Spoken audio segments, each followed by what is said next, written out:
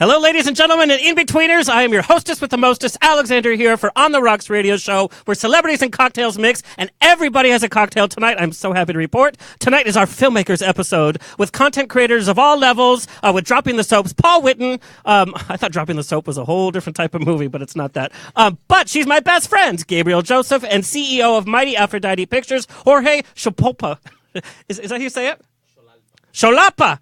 I can't figure out how to pronounce you Latinos in entertainment. I can't even deal. With our guest co-host, hot from his crazy run on Prison Break, actor and activist Amin Gamal, and writer-producer, and my homie, who's not a homo, Corbett Uzel. Let the drinks begin.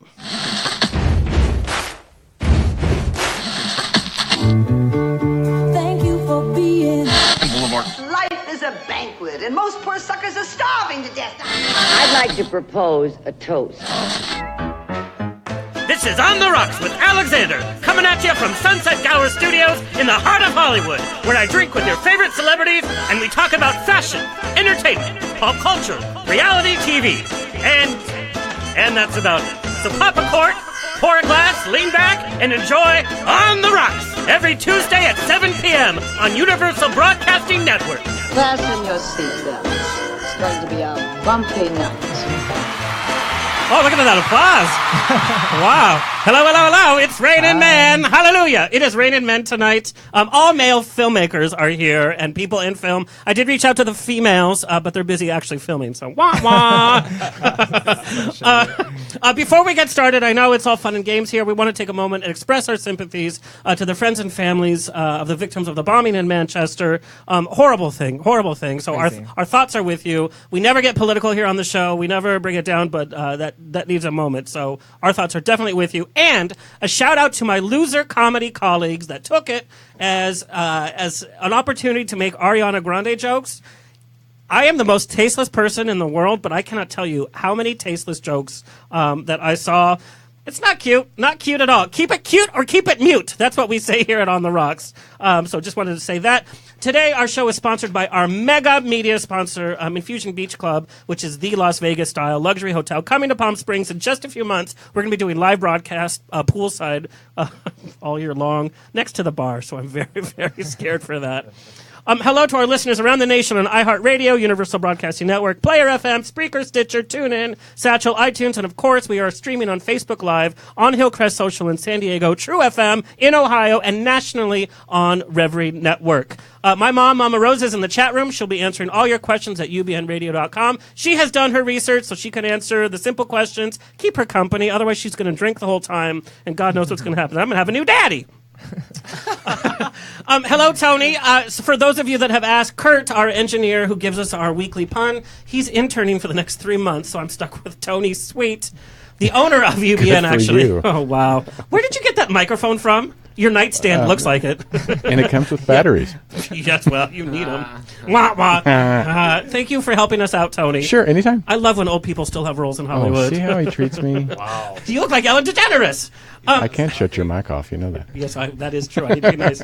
So instead of Kurt's weekly pun, Tony, you're going to give us, what advice do you have? What worldly old man advice do you have for us My today? dear grandmother gave me this advice years ago when I was a kid. All right, I can't wait for this. I know. She said, treat every problem as your dog would. If you can't eat it, just walk away. Done. Mic's off. Don't say that to a chubby person, because that's like a challenge, right? It's like... That's why I picked it. That's not all you pick. Okay. Thank you for that worldly advice from Mr. Tony Sweet, owner of UPN Radio. Okay, you guys, one of my pet, just to get things rolling, because you guys are like, wow, what's happening? My biggest pet peeve, and since we're all watch TV, we're all in entertainment, you guys need to change this, and like, I'll be really, really happy. One of you is going to direct a commercial or be part of a commercial at some point. What is it with the commercials for the paper towels? And this has been forever, but it's getting worse now. The kids spill something, huh?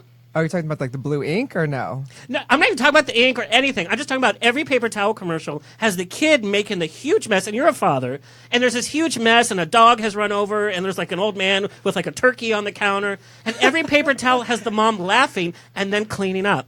Number one, why is she laughing? True. Like, what the hell is so funny about a mess in your kitchen? Number two, why is it the kid or the guy or the animal? Well, like, why is the mom having to clean up and she's always smiling and laughing?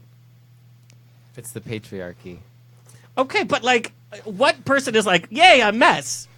It's the same thing like with the salad. I know, but usually it's never like Hispanics in those commercials, so Well, no, I 'cause can't we- really. Yeah, Yes. that's different. Yeah. It's because they don't use paper towels. They use like somebody's like T-shirts from like a generation ago, and they have a story about it. That's what's happening. No, but it's like make paper towels that are real and show the kids having to clean up their own mess. I'd buy a paper towel that And the even mom kids could yelling. use. Right. Yes, or be like something. Clean up your Yeah. mess. Yeah. That's how I'm with Gatorade commercials. Like I've never actually had a Gatorade at the gym. It's always like when you're hungover or like. Sick. Yeah, it's like I do why? Where's Pedialyte that for hangovers. commercial? Pedialyte's the best. Yeah, You can do That's banana. right. pitch Really? that. Why? I guess. Yeah. Pedialyte's the best. My brother drinks baking soda. What? That's the thing. Disgusting. You can actually have a banana too. That Oh, works. yeah. No, that's healthy. I don't want to go down that road. That's like the a gateway slippery fruit. slope. Yes. Right. Then I'll be having fruit salad. Baking soda, Kale. really? Do you just like eat the Yeah. baking soda by Something to itself? do with like Would a you like raw, bloat? a raw egg and baking soda this is and kinda like, sounds like a That horrible sounds idea. Yeah. worse. Yeah. But maybe Are you it's making like, dinner I would rather later? be hungover. Yeah, maybe me it's too. I'd rather maybe kill it's like myself. Yeah. relative. So like once you do something worse, then when it's over, the hangover doesn't feel that bad. That After sounds like eating that, That's nothing would annoying. feel bad. But isn't there something Right? in Cabaret? With Yes, Liza I was just Minnelli? gonna say. What is that? Like So, anchovies? It's and an called egg? a prairie oyster, and that's for hangovers. You do oyster sauce and then something, but then you eat a There's raw an egg. egg and you do it. And then Michael Maybe- York comes in, you sing Cabaret. Hangovers averted. That sounds awful. And then the Nazis come. Womp womp. Yeah, and then we think it's over, but then it's 2017, and then we have our current administration. Anyway, wah, wah.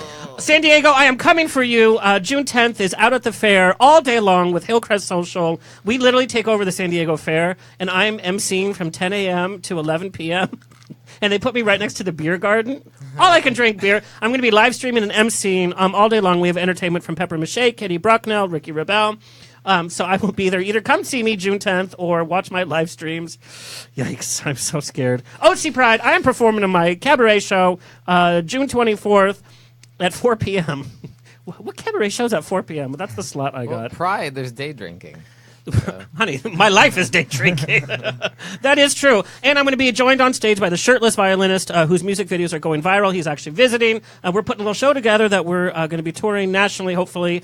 Also, check out my latest article in Bear World Magazine and Gay Buzzer with comedian and adult entertainer. Aren't we all entertaining adults? Like, why did they say adult entertainment?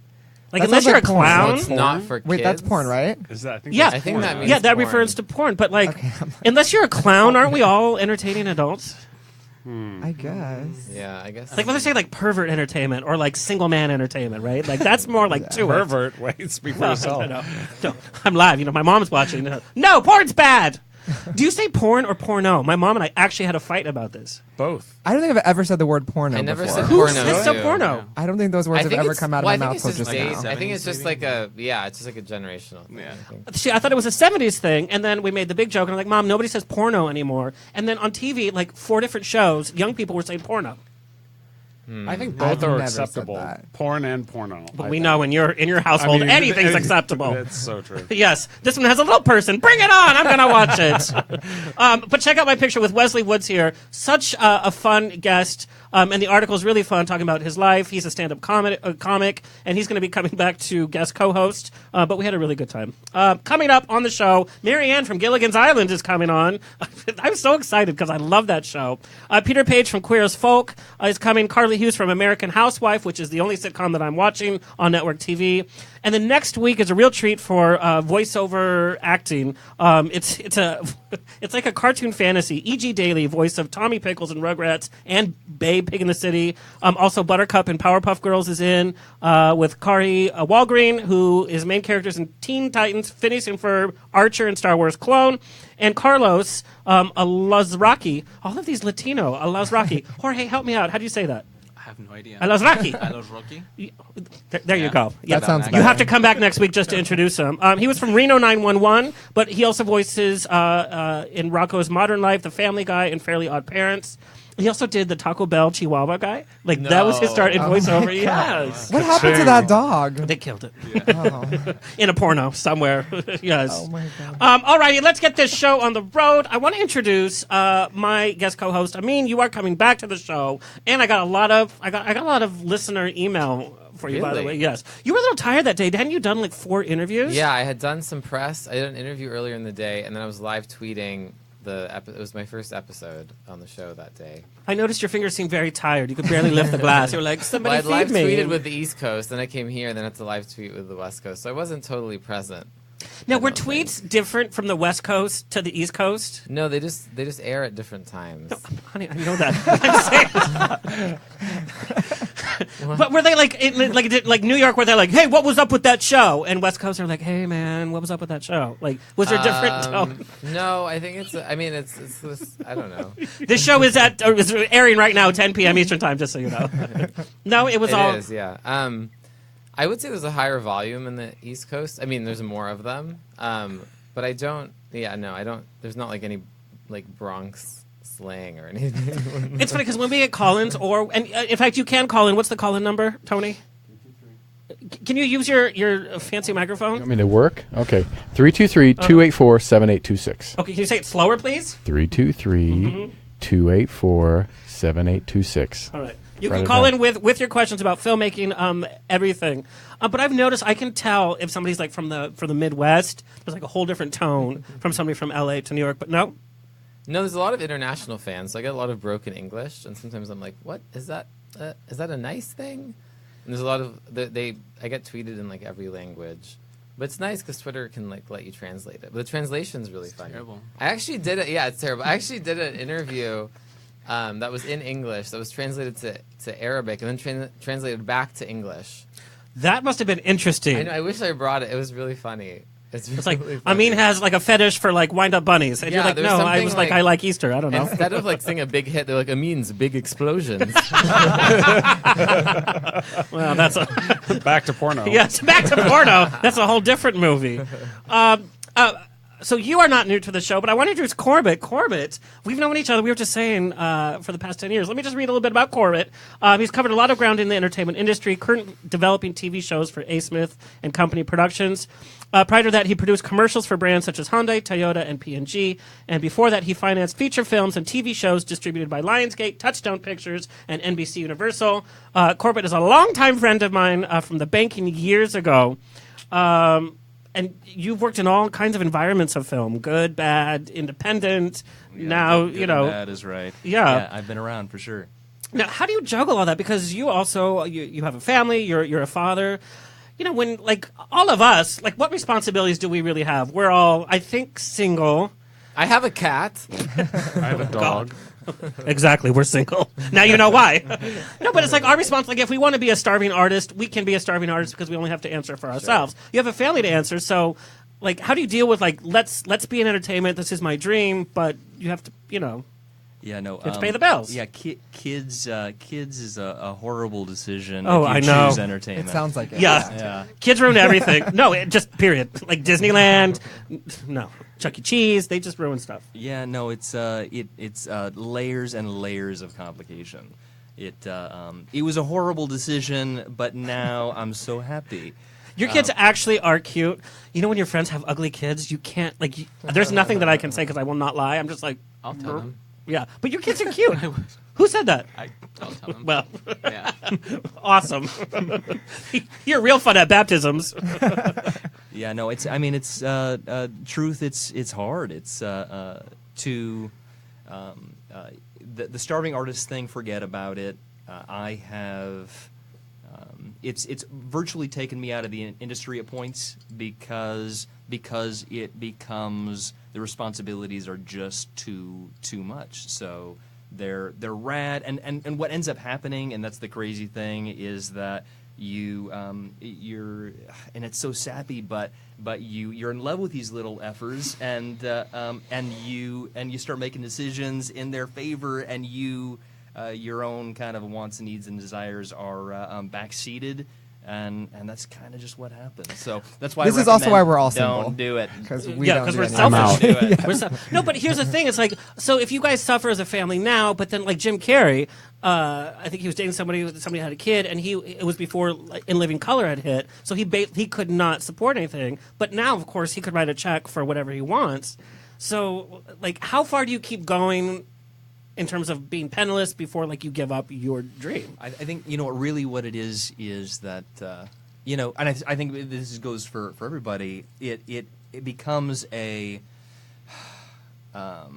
like an obsession on some level because the easiest thing to do would just be to give up and move on and get a sales job, a banking job. Yeah. And I think, like, we know from our LA friends, everybody comes to LA and they want to be an actor, whatever. So few people are actually willing to do the work. You have to wake up working. You have to go to bed working. If you have to work at UPS from 10 p.m. Until 4 a.m. and then be on set at 6, that's what you do. But a lot of people, I think, in LA are not willing to do that. They think people should discover them, and they're just not willing to do that work. Well, I think that's why the obsession comes in, is that you almost have to be pathological about it, like a drive, because otherwise it ain't worth it. Like a lot of times, it ain't worth it. The sexiness of it, I mean, like certain parts of it, but the day-to-day is a grind, right? And we're going to talk about what your company and like how you get a show pitched and how you start working on development. We're going to talk about a little bit about reality TV, which you like to call scripted. Unscripted, thank you very much. Unscripted. So we're going to get to all that. But I wanted to tell our listeners a story about us. We used to work at a bank, and you know me, like, can you imagine me at a bank? Like, no. And it wasn't just like at your local branch. It was like corporate entertainment banking. Like I was dealing with celebrity accounts, and you were doing film financing. There was one day that we decided at lunch to drink a little. Because, we were drinking buddies. One day. This was years and years ago. It has no correlation now. But you and I got really tanked. And so we ended up at Fiesta Cantina in West Hollywood. Oh, my God. And it was like 3 p.m. in the afternoon, and we were in our suits, whatever. No, but you left out the part about I left out a lot. Stumbling back. Okay, yeah, Okay. intentionally. You want to tell it? Go ahead. Stumbling back into work and us being, thankfully you were working for somebody that Hi, Annette. Yeah, right. And so she asked us to. We probably just. We were giggling. We were giggling, flushed. stank. And just said to get out, and she was actually saving us. Yeah, at that she was moment. like, just leave, whatever. So we went to West Hollywood. Fiesta Cantina, I don't know if you know Fiesta Cantina, but they have 2 for 1 of the strongest margaritas. And we're sitting there like, what is happening? And it happened to be, this was years ago when the Prop 8 before it was denied, when it was first, like we could get married for like 3 months or whatever. And so Univision was there on the streets interviewing people. And of course, Univision goes to Fiesta Cantina because there's Mexican food there, right? They came and interviewed us. Do you remember? We're like, we couldn't speak Spanish or anything. We're like, yay, gay marriage. We were like, can you imagine if somebody from the bank had seen that? Number one, your wife, if she could have seen that. But the fact that we were supposed to be working for very high-level corporate jobs. Yeah, it was it was rad. And again, is just kind of like a straight man at a gay bar, like celebrating Prop 8 was memorable. Memorable. Oh Lord, that was a fun day. Anyway, well, welcome to the show, Corbett. We're going to pick your brain on how to pitch a show and get your materials seen. Amin, let me just give a little blurb about you. Returning to the show is Amin Gamal, starting his TV career on a little show called The Newsroom, actually filmed here at Sunset Gower Studios. He has appeared in Shameless, The Librarian, Shirtless, by the way, Google, because you got all these fans looking for you shirtless. It's there. Most recently making headlines for his role as Cyclops in Prison Break. Little known fact, he was born during an earthquake and is also listed as the 13th most popular Palo Alton on IMDb. That is a true fact. Congratulations. Thank you. It's an honor that I hold dear in the bowels of my soul. The very bowels. And part of, because you've done huge network shows, but you've also you were part of the ensemble in the independent film Namor, covering the lives of Arab Americans, which is now streaming on Netflix. So you give us some insight being an actor in independent projects in terms of a big network stuff, and you've done a lot of theater as well. So life from Prison Break, you got so much press because you were the big villain on the reboot of Prison Break, and everybody's all excited. And then you came out. Well, you didn't come out. You've always been an openly gay. But Muslim. You have all these things. Playing a terrorist. It's like Yeah. career suicide or good idea. Well, I don't know. I'd avoided that character for a while, and my career was a little bit stagnant. And I actually auditioned. They kind of tricked me because I wasn't really auditioning for that kind of role. I'd asked not to, but they'd called me in for a different character, like the gay Arab character Sid on the show, which is amazing that there's an openly gay Muslim Arab character on a network show. But That's pretty amazing. Do you think that's because the lead came out as gay too? Do you think that Yeah, helped? I think well, they were like, now we have gay fans because Wentworth Miller is. They always had gay fans. Oh yes, they did. Well, yeah, those but two brothers. Whew, fan fiction.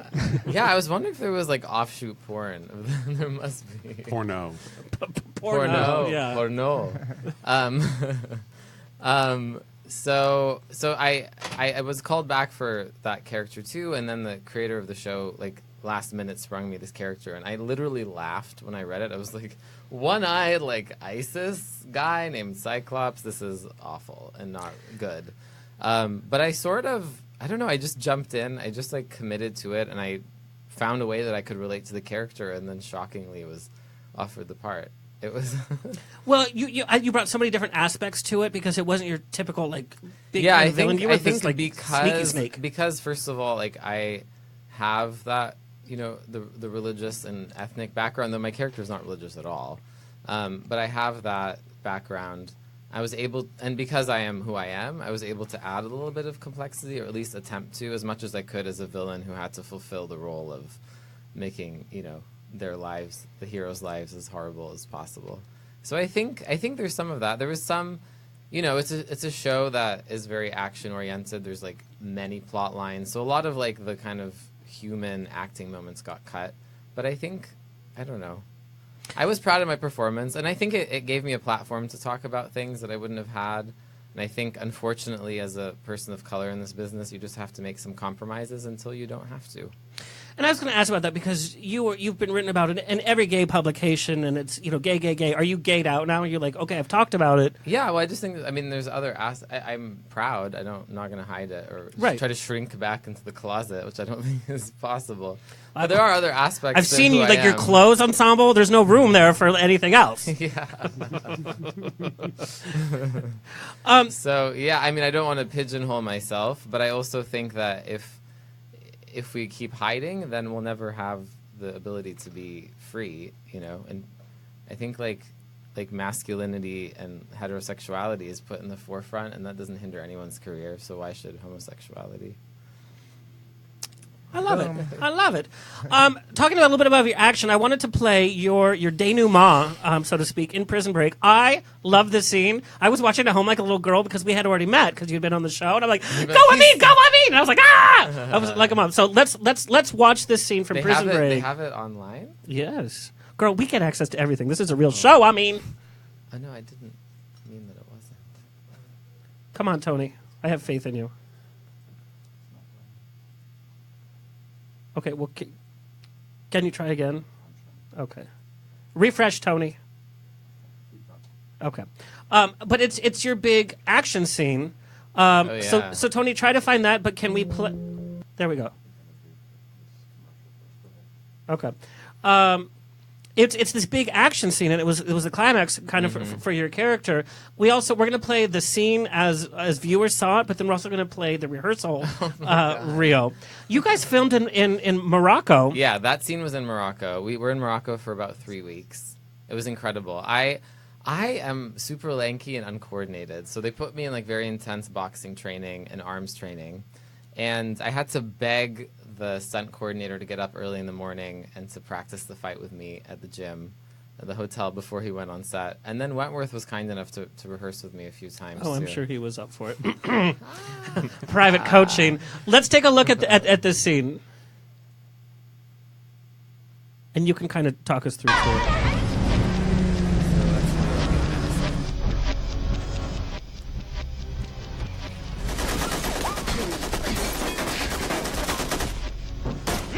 So we've been chasing each other in the desert. Yes. Oh, God. He doesn't find those tire tracks by nightfall. He never will. Oh, that's not... Oh, I see. Yeah. Michael! All right, so that's just a little recap. snippet. Yeah, because I was going to say, wow. They cut it all. No. Yeah, no. So, but I and then I want to look at your rehearsal. Sure.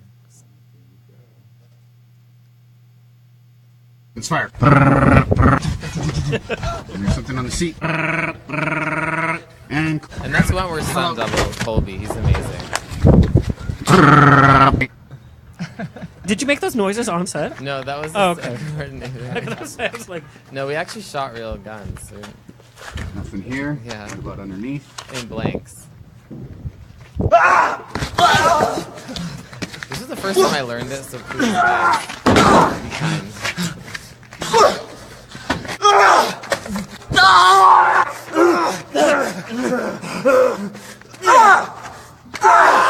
Cut. I love that you committed to the rehearsal for that with the grunts and all that. And as a gay man, not that you and I are the same body type at all, but if I had an action sequence like that, I would be very concerned with the level of masculinity being in that type. I played a boxer once in my youth, and I was so afraid that I was going to be like, boo boo. Yeah, I mean that is a concern, but I think the character was not supposed to be a very good fighter. He's supposed to be very scrappy and passionate to kind of make up for his skill, and so it kind of worked. I didn't really shy away from my own physicality, and I think having worked on being in boxing training like really helped kind of blunt that out. But also I'm an actor, so I can behave however I want to as a person, and then not. There was an article that came out, and I wanted to know all of your take on this. It was an article about method acting and that it needs to go away. We have the Daniel Day-Lewis who lives his characters, literally will live as his characters. And it was there was this article, this was years ago, where they asked Jack Lemmon what he thought about Saving Private Ryan, that he put everybody through boot camp. And he was like, well, why didn't they just act? And it was like, girl, shade. And this article this last week came out that method acting needs to go away, that it's ridiculous. We're actors. We know that we're actors. We know that there's cameras there. We know that we've rehearsed. We know we have lines. We know that that's an actress. Sure. What do you guys think about that? Well, I think it's a combination. I mean, I think you can go too far, but there's definitely research. I mean, every role requires a different amount of research and preparation and different kinds. I don't trick myself or live. I never, I was like doing a take and then like laughing and making jokes. I mean, Wentworth and I were doing like word games in between takes of this like super long and masculine fight. What words were being used? What? Judy Garland. No, we were doing names. Someone would say a name. I think I used Judy Garland. Did you really? And then you use like because you're a big Judy Garland fan. Yeah, I am. And then I think you find a name that has like the first word that's the same letter as the last name, and you have to use that. Yeah, and we kept that's going an acting on like game, that. Right? Yeah. Yeah, it was actually really fun. But like, I didn't feel the need to like, want to join ISIS. But I did look at ISIS like recruitment videos. Good. Well, thank you. Thanks for that. You're welcome. But the show's a bomb enough. You know what I mean? But there's also that was like bad taste. Sorry. So sorry. I know. I didn't even think. Sorry. It's okay. But when you do dialect, sometimes it's easier to stay in the dialect. I don't know. It kind of varies. But like the idea of, tricking yourself into thinking that you're not yourself, I don't buy into necessarily. I get staying in your accent or staying in character. Yeah. But enough to like if like a PA comes over and says, "Hey, you need to move over here." Like punch right. No, I am Abraham Lincoln. I'm not moving over left. Yeah, okay. Yeah, I don't take it that far, but people do whatever they need to do. I can't judge. I don't know what you guys. I kind of feel like everyone. Well, I think everyone has a different process. I mean, I've seen amazing performances from a lot of actors like Brando, who are known method actors. And James Dean, when he was in that crying scene, was not even scripted. And I'm not going to argue with those great performances. Yeah. So it's like I don't personally use that technique, but I know many great actors that do. And I think as long as they're nice to the people around them and they kind of engage the way you'd like to on a set by. But as a director, Corbett, I know that you've directed stuff, and Jorge, obviously, you're directing like a new like motion picture every day. Do you like that from your actors? I mean, that must be a pain in the ass to work with. I mean, I've worked with only one, and all I have to say is that you have to have a lot of training. You can't just be someone from Kentucky and just want to be a method actor the first time you land in Hollywood. It doesn't work. Because people get them a really bad misconception. You have to learn how to method act. Yeah, and you have to learn how to control yourself too. And I've worked with one who was actually, well, I'm not sure if he's a method actor, but I think he is. He's just crazy. Well, no, he's really talented. He's on my feature film, and his name's Leo, and he's great, but he knows how to separate from when we say cut, but he still keeps a little bit while we're waiting. So I think you just have to be really well trained. Otherwise, you'll screw it up.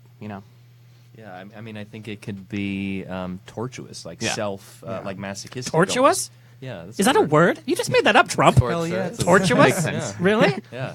We actually went to the same school, college. Oh, we went to Chapman Chapman, University, that's right, yeah. yeah. You were in the filmmaking school. Yes, I We were not there was. the same year, though.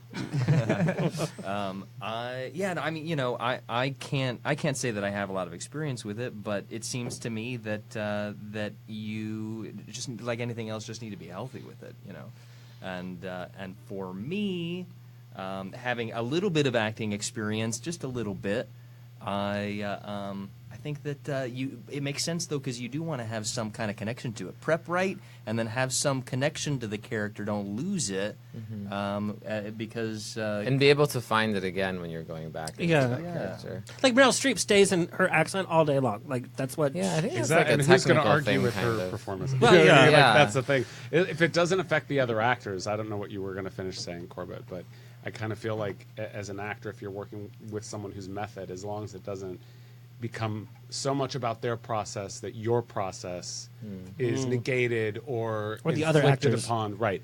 So that's kind of what I was trying to say. Is I think it's great. Whatever works for you, as long as it's for you. But I think also, sorry, I mean, acting for me is like a combination of like, harvesting like my own experiences, my imagination, and then like external, stuff like research. So I think you can always, I can find a connection to anything by just like being myself. I mean, I think that's part of it. And I was going to say that because I think a good method actor is someone that doesn't say it. They just perform, and you just know their method, and they keep their distance, and they perform, and they're really good. And if they're not, if they're just kind of just waltzing around saying, "Oh, I'm a method actor," no, you're not. Yeah, you can't say it. It's Yeah, like I'm classy. No, girl, Yeah, you're not. Well, I also think if you're going to work If you that gotta hard say in it. the process, you'd better be good. You have to be good. Can you So imagine? if you're not great, then it's like, Yeah. you might want to try. I something think, else. I mean, you just want an actor who's living in the performance. Exactly. I don't want to get too like meta, but like, I am living my life in the performances I do, even though obviously I know it's fake. But I don't think that means it makes me method. And you've done a lot of theater work, and theater work, we all know there's an audience there because they're coughing, they're getting their cough drop Yeah. out. Always like coughing. They're snoring. And you're using the same line that you said Fanning the night themselves with the before. All program. that, yes. Yes. Your attendees at Nob Hill, yes. Amin, you've also been listed as the top available bachelors in Attitude magazine. How has dating changed from Prison Break? Like, do you have to deactivate your Grindr account? Well, I'm not on Grindr. Let's Sorry. check. Me. I love doing this when somebody says they're not Grindr, and I check. No, they're on I'm Grindr. not. Oh my I God. have nothing against Grindr. I don't really online date. But dating has changed. They're like, oh, There's people because you're like on who- red carpets now, and Yeah, I mean, like, there's like people who like I don't know, like my tweets and want to sleep with me in like the Midwest and then like France or something, and we'll never meet. I don't know. I never don't say know. never. When they show up on your door, you're like, Only we. in the Midwest. I had a stalker once after the newsroom, actually. Oh. Yeah. I love the news. Who were you in that? Jeff Daniels tweeted was just the- at him and said, "Great job on this episode." I was in the first season. I was the Egyptian reporter that Yes. got kidnapped. We have a Oh my God, picture, you were yeah. great. Yes. Thank you. That was Yeah. like Watch that. literally And that was like your two first big buildings. TV project. Yeah, that was right out of school. Do you say TV when it's HBO though? Because I don't think HBO is TV. They had that slogan. It's not TV. It's HBO. Oh, okay. They don't so use that anymore. It's though, HBO. right? All right. It's TV. It's on a TV. So, like, do you go on more dates, or you still just? I'm not dating anyone at all ever. Oh. But it's not. I don't feel like I'm. I think I'm like okay. You're fine because you're busy and all that. Yeah. Now, were you afraid to bulk up when? Oh, there's your picture from. I think that was that your was the actually very newsroom. first episode. Yeah, I was terrified. I could barely produce sound because That would be terrifying. I mean, you're on set, and Yeah. it's like a big show, like the newsroom. They were so nice and gave me this big trailer, and I was afraid to like stay there because I was like, what if they need me? So I would stay like right behind the set on the But I think soundstage. that's a first actor thing. Like, you just want to be available all the time. And like Aaron Sorkin, his entourage would come around, and he'd be like, looking at me, being like, "Why is he here?" Like I'm method acting, which is funny because your trailers for Prison Break in Morocco weren't they like a King's old trailers? Yeah, they were like the old-fashioned Gulfstream. Yeah. They were I think they were donated by the royal family. Apparently, the prince like loves Prison Break and devoted a whole station to like Prison Break reruns. So we were treated like royalty. Awesome. All right, well, it's good catching up. You guys are going to help me interview the rest of our crew. I want to bring in everybody. I want to just talk about some relevant burning topics, and then we're going to get into nitty-gritty. McDonald's is doing Uber Eats. This is only relevant to me, like the husky one No, here. slow down. Me too. What is this? Uber Eats. Do any of you use Uber Eats? Uber No. Eats is a hangover. That's all it is. They should just call it the hangover. I've tried to use it like once, but I've used it many times. I don't know how to even They do do it. Chipotle. So Uber, it's like an like a Uber delivery driver. service. The driver, and you see them driving to Chipotle, and you're just sitting there, and then they drive to your house, and they literally open the window. Oh, and so you it's just sit- like Grubhub, except it's Uber. yes, because you can track it, and it's faster. Because Grubhub takes like an hour to. I'm dead by then. I'm like, I need my eats now. Especially McDonald's has that new fork with fries. I'm looking at a room full of like healthy, fabulous people. No. I'm like, No, I'm totally about McDonald's. Not true. Anyway, but would you guys order McDonald's from Uber Eats? Yes. No. Probably not. Yes. I have one down the street from my house, so if I'm that lazy, then I should be killed. I'm that lazy. Yeah, me too. Because if you're in bed and hungover, It's like you Usually, have like to when put you're clothes craving in. McDonald's, If it's it's not when you're 2 being blocks away- productive. Like, Oh no, I'm in my pajamas. I mean, don't get me wrong. Like You're that homeless wanna person. move. I'm like a homeless person Okay. driving through and like handing them. money through Sometimes the I've drive-thru. forgotten things at other places, like people's house or whatever, and I'll have Uber do it. Like I left my, I love I left to a say charge. things at people's houses. No, Girl, like- one night Oh, I stands. wonder We what know that what No, it I is. left my wonder charger what at that someone's means. house, and so I had an Uber bring Uh-huh. it to me. Like I paid $17 to get my No. charger. Yeah, You are such a princess, yeah. I'm lazy. but you're so fit. Well, it's Okay, so You have okay, to be in try this McDonald's once. I mean, I would. That just seems like pretty. Does it have to be McDonald's? No, so Uber Eats does. They do all your local restaurants, but they'll do Chipotle. they Jack in the Box. I'm like obsessed with Jack in the Ew. Box. Oh my god, those. yeah. That's their one of the only tacos- places I will say no Oh my to. God. No. Have you I had their love Jack in barbecue the Box. sauce? Yeah, of course I've had their barbecue sauce. It's the best barbecue Curly sauce fries. ever. Curly and they're fries. curly That's what fries. everyone- Yes. Skinny Mini, really? You're gonna say Curly fries we have and pictures Oreo of you in shakes. your like magazine. They're like, we have to add weight to you, girl. Yeah, my doctor No, you told look me I great. had to gain 5 to 10 pounds. Yeah, so my I'm doctor has working never on it. said that to me. I'm in the my most life. hated person in LA. Well, yes. Anyway, we're going to work through that. You guys, Courtney Love. Now, you and I come from an older generation, and Paul, much older generation. Much older. Where Courtney Love was Courtney Love. And I have a story about Courtney Love, which I'll share, but she's in the new Lifetime TV movie about the Menendez brothers. Oh No man, way. that's amazing. Yes. Is it And amazing? she's yes. I mean, it's amazing because it's so bad, right? No, Is she no, good no, at no, that? Don't Good for judge her. it. Don't for judge her. it. That's me. Is She was on talking Empire. Bless her heart. Is she Yeah, I Kitty saw her in Menendez? Empire. She was pretty good. She was good Is in she Empire. Kitty I Menendez? know. That's right. She's the mom. She's the mom. That's when I used Yeah. to watch Yeah, it. is that the Law and Order? I love that No, season it's the one. Lifetime TV. The Law and Order one has Edie Falco. Oh, okay. So, Either one. Aren't we done with the Menendez brothers? No, we're not. Why? Well, Can we be done? Were we done with OJ? And that was no. amazing. No, because That was amazing. Ryan Murphy came out with the most intense, amazing It was, piece of I work. just watched it. It was great. you was really just good. Paul. I know. Get with the program. I know. I'm very behind. I'm going through McDonald's getting fries. Very busy. Meanwhile, we're at home. It's brought to us. Okay. I'll get it later. Fair point. Fair point. But you know what? To your point, when they first announced OJ, I'm like, why do we need a whole mini series Right. about OJ with amazing stars, except John Travolta? Blah. Oh.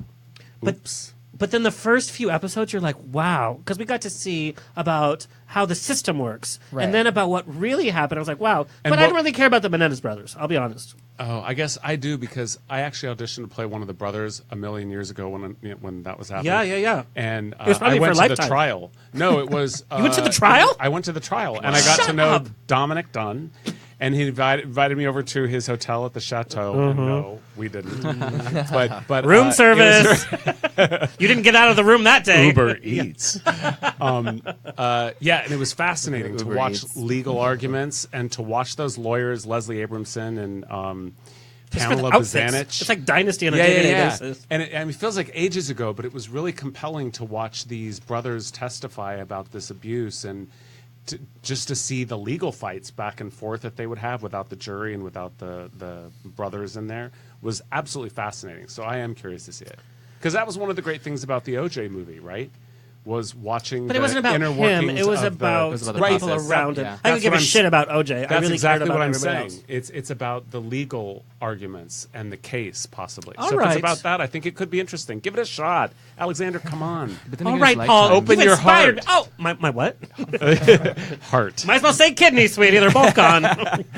Okay, so we're looking for. So Courtney Love, a year, my friend was her assistant, personal assistant. So for 1 year, after work at the bank at Citibank in West Hollywood, I would drive to Alpine Drive, which is where Courtney Love was renting a house, and I would spend almost every day with Courtney Love at her house with Frances What? Bean, and she would wear her Golden Globe dresses around the house. This is a book that needs to be written. This is a She Lifetime would read movie. poetry to me. She would lock the My door so it Week was with only her Courtney. me. Right. And she was obsessed with Sound of Music. She would. Who isn't?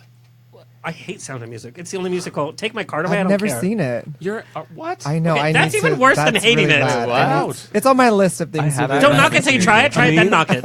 Yeah. I It's mean, awful. have you seen it? I have seen it many times. And do I've you like never it? seen it. I appreciate it. From a straight man. Sound of Music? It's a classic. We get it. He's straight. Straight people could like Sound of Music. No, I have because his friends are watching. They're like, "Oh, what's happening?" I mean, I don't feel anything. I mean, it's a Typical straight man. I feel nothing. Good. yeah. No, That's actually Kind of from a attracted chorus to him line, now. just so you know. It's a whole different music. Anyway, yeah. joke for me. It's like nostalgia, you know. It's kind Yeah, of it's nostalgia, and then the Nazis come again. Like every musical, there's Nazis. Right. All right, All the good all right. musicals have Nazis. Apparently, Okay, so on that thing about TV, Penelope Cruz is playing, and this is new to me. I don't know how I'm the only one that was not in the know. Playing Donatella Versace in the American Crime for network TV. How? it's In a wig. 2017, y'all. I thought But it's Lady Gaga Penelope was going to do it. Cruz. At first, they had said Lady Gaga was going to do it, and She then should do it and because then She they're looks more like her. Yeah, well, she has a nose, and Yeah. she has a few. But Penelope Cruz, I don't know how I feel about that. I don't feel that good. I think she'll Have you pull it seen off. what though. she looks like yet? Yeah, Who? she's blonde. Penelope Cruz They have- as Yes, her yes. face, It was like- released. Tony, if you could look it up, Entertainment Weekly released the first image, and of course it's her with like two half-naked guys, and you're like, oh, it looks great, but you're not looking at her. Penelope Cruz is such an amazing actress, but her on TV, I don't see an actress like that on TV. Well, you know, I television just has physically changed. don't see it. Like I don't see the connection There it is. between Yeah, the yeah, two yeah. of them. Tony's gonna pull it up. Doesn't. Yeah. That doesn't look like her. Can you Like- show that to our viewers? Yeah, that Tony's looks gonna put it nothing up. like her. But does it matter? I didn't think Jessica Lange looked anything like Joan Crawford, other than the eyebrows. really? But I she, But she was she so captured good. the character. Yeah. Yeah. I think Yeah. I She actually was think so did. good. My So God. even if she doesn't look it, but I think she can pull it off. I mean, she's well, a either way, great we won't actress. understand what she's saying, whether it's Penelope or the actual Donatella. Like, oh, la, la, Versace, like, right? Is there a trailer? Is that what's happening? No. It's just the first image from set. Wait, Ricky what is Martin that is on? playing. That's- Because didn't yeah, Lifetime no. just make a movie about her? Oh no, About Donatella Versace? Gina Gershon was in that movie. Yeah. And it was on Lifetime. Yes, you were right. So they're making and another Raquel one? Welch was in it. God, now it would bring They're me back making it serious. LSD memories. Yeah. Oh my god. So it's a new one. No, but Ricky Martin is playing the boyfriend of yeah, he's playing the boyfriend. And you're complaining about Penelope Cruz? Yeah, I mean, Yeah, that's hey, a I mean, much come lower. on. Like, But I expect Ricky Martin to be in a TV movie. I don't expect Penelope Cruz to be in a TV movie. Did you see her it's not- performance it's in not a Nine? TV I mean, Maybe they're trying to A-listers up are their doing game. TV all Yeah. the time But now. it's good I mean, TV. this is that by makes Yeah, sense. you're right. You're right. They're This not is playing Lifetime, other you said? characters. Yeah, except Sarah Paulson nailed it as Yeah. as the nice version of Marcia Clark. Yeah. nice. Oh. I love her and everything though. What do you know? Paul's like a Yeah. wealth of knowledge. Okay, finally, we're going to finish up with current events. Kelly Ripa live. You know, it used to be Kelly and Michael? Yeah, Still going on. And everyone, Regis, you didn't Michael, know everything. Ryan Seacrest was announced, even though he wasn't even in the running. Nobody likes him. They're paired up. Their ratings have plummeted Wait, through the what? ground. It's Kelly and Ryan. It's already started airing? Oh, it's already started, and they've lost numbers by the truckload that they can't even hide it. Have you watched it? I will not watch it. I could care Atta less for girl. either one of them. Well, I'm curious to see it now. I'm going to watch tomorrow morning. Okay, do it because it'll be the only person watching. But that and Ryan's mom. I cut the taped cable, it. so no one's going to know because I'm getting it free. Maybe they over did it on there. purpose. See, that's what I thought it was like Yeah. a ploy, but it's so bad. I mean, They just don't know Kelly how to fire is her. nice and sunshiny, but I'm not going to watch her daily. But I did put it on during the day, like as background. I cannot with him on it because he's Ryan Seacrest. Aren't we done with him? Yeah. Weren't we a while ago? Okay, I'm just saying things that we just all feel. Okay, so let's give a shout out to our sponsors and let's get down to it. One of our sponsors, Testloop, which is the most amazing way to travel from LA to Palm Springs, LA and Orange County, LA and San Diego. You want to relax in style? You take Testloop. You get your own space pod seat, and it is unbelievable, and it's cheaper than Uber. Do it. Get an Uber with your friends. Go to testloop.com for more information. Really, that's the only way that I will go to Palm Springs. It's amazing. And I'm smiling because it really is amazing. They put the car on autopilot. The doors open like this, by the way. And then they put it on autopilot, and you're watching the car go through the hills and everything. It's great. That's nice. And you don't have to talk to anybody if you don't want to. One of our other sponsors is Hooch App. Of course, we drink on the show. Hooch App gives you 30 drinks for the price of one. They've given the show a code word. You can download your first month of drinks for $1. Put in the code word "turned up." That's what they've given the show. Turned up on Hooch App, and it knows where you live. Who said that? Corbett, when's the last time you turned it up? You're like a father of two. When's the last turned up? Oh, daily before work. In your car. No, it's like we play Barney backwards. That's turned up, right? Is Barney still a thing or no? The dinosaur? Yeah. It's like a kid's thing because you have two kids. Do you see where I'm going? Yeah. Hello. Catch up with me. Also, Spunk Loop. Spunk Loop is our tried and true. Everybody here tonight goes home with a bottle of Spunk Loop, featured on every major film studio lot, just not ones you've heard of. Bear Cubs and Scruff, they are our Instagram media partner. They repost everything from the bear community. So, Amin, you're very tall, very lanky. Am I a bear? No, you...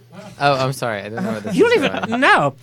You are so not a bear. I wouldn't even know what... You're like an eagle. You don't even fit. You're you fly by and judge us. Yes. Have you ever dated anybody from the Bear Cubs and Scruff? Yeah. Yeah? Totally. Oh, all right. All right. Bear Cubs and Scruff, send them some fan.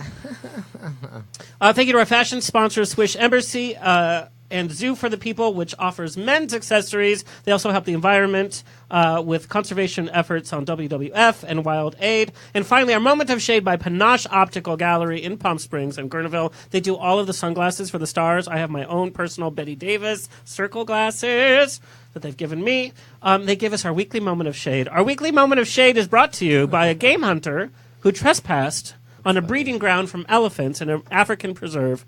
An elephant sat on him and killed him. I just read about that this morning. Boom. Karma. That's great. That is so great. Bye. P.S. Who wants to go to a breeding ground for elephants? I've been to the Eagle on a Saturday night. I don't need to see anything like that happening. Anyway, karma. Find us on Twitter, Instagram, On The Rocks On Air, Facebook, On The Rocks Radio Show. Book me at a wedding, funeral, quinceañera at info@ontherocksradioshow.com. Let me formally introduce our guest today. Everybody, now, perk up a little bit, okay? Here we go. Jorge, the name is spelled with an X. What am I supposed to do with that? Xolalpa.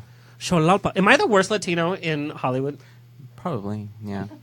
Jorge Xolalpa, born in Mexico City. I wanted to be a commercial pilot, a lawyer, and an actor. I actually did go to law school, by the way. Yes. Am I done with... Oh, sorry. Method actor. Because of his astigmatism and sleeping with judges, his acting career took over. I made that part up. Yeah. Because of lack of diversity in film, which we're going to talk about, he started making his own films. In 2014, Jorge launched Mighty Aphrodite Pictures, a production and finance company that concentrates in the creation of strong, diverse, and independent protagonists, mostly women, by the way. I love it. Most of the material is written by Jorge, with the hopes of developing into quality films. His first feature film, which I watched, titled Blue Line Station, was filmed entirely on an iPhone 6 Plus, shot in 11 days with a budget of $100. That's why the actors got skinnier during the shoot. I was like, wow, girl, I need to be on your film. I'll lose weight. The film successfully made its way into the film festival circuit, granting Jorge several accolades. And this year, he directed a second feature film titled 21st Century America with that same format. Incidentally, Jorge did not attend film school. You guys, we're going to watch a trailer. Amazing. Welcome to the show, Jorge. Thank you for having me. Yes. Another Latino that I brought in, we've known each other for a number of years, too, for so many other reasons. Gabriel Joseph is an actor and singer, born and raised in Dallas. Yeah, Texas. Yeah. At 22, Gabriel left his conservative Christian family and headed for California in the pursuit of stardom. Still looking. I'm a blouse. I'm a feminine top, just so you know. Since then, he has gone on to release 2 EPs, a self-titled EP, and a Christmas album as a singer. He has switched gears and hopefully outfits, I wrote up, to focus on acting. In 2016, he released an original gay comedy series called But She's My Best Friend, which he created, wrote, and starred in, which we are going to watch a little bit of. In the first season of this series, new to the scene, welcomed special guest stars Leslie Jordan and Wilson Cruz. He is now in pre-production to film a pilot for networks this summer. Also, But She's My Best Friend will be available for streaming on Deku in August of 2017. Finally, rounding out our panel, Paul. Are you still with us, Paul? What? Paul, can Yes. you hear me? Yeah. Paul is an Ovation Award and LA Dramatics Critics Circle nominee, actor-producer, whose new comedy series, Dropping the Soap, starring alongside Emmy-winning Jane Lynch, just launched on Amazon. The idea for the series came to Paul while you were taking a nap. That's true. God, I wish. My best work. Wow. Go to I sleep mean, more the often. napping, by the way, Yeah. not the show. You're half napping on this show, so you'll probably come up with a new idea. Apologize. He has collaborated on the award-winning short film Killing Vivian, which he stars in alongside the wonderful and hilarious Missy Pyle, which we love Missy. Oh, love Missy. Who doesn't love Missy? Additionally, he has 2 films in development, a comedy feature about a dysfunctional family, and an ensemble drama. Welcome, officially, to the show, our filmmakers.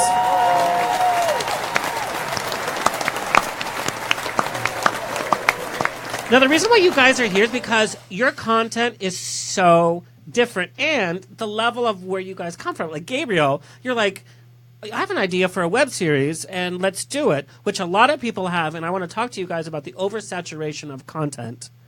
Everybody can have a web series if they have a smartphone and a YouTube channel, right? Mm-hmm. But you have done it, and you've actually, it's a quality product with, like, Thank you. stars.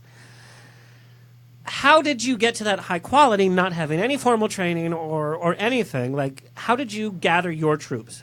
Well, that was my main MO, because I'm like so anti-fame. Like, I am so That annoyed is so when not true. no, but like, because like to His me, Instagram, he put a picture of him doing the splits okay, well that's different. with an ice cream cone. I will not tell you No, what ice that cream cone is is. no, but it's like, you know, to me, like, fame's so irrelevant now, because like people are Insta famous, and I know people who have like over 100,000 followers, and they get all these like promos and ads and stuff like that. But they don't make any money from But it. they don't have like a car, or they're like they have like a really like, you know. I'm they have so glad you said nothing. that. Yeah. And to me, like, that's Or they have a not- show on E! Entertainment that's not called What value. Happens at the Abbey. Yep. Yes. Oh my! Don't even get me started on that show. That show is the worst. Yes, I know. I would rather people know my content and know my ability versus knowing my name. Like, if you just call me my character's name on the show, I'm completely fine with that. Like, I'm so outside that. So I thought, okay, if I'm gonna make this show, then it has to be really good. So I filmed the first 4 episodes before I even released anything. So I was really nervous, and I spent pretty much all of my money. Like, I hired director of photography, I had a camera person, and I hired like a What kind of boom budget for- were you working with? well, that's the thing, is I kind of have just been making it up as I go along.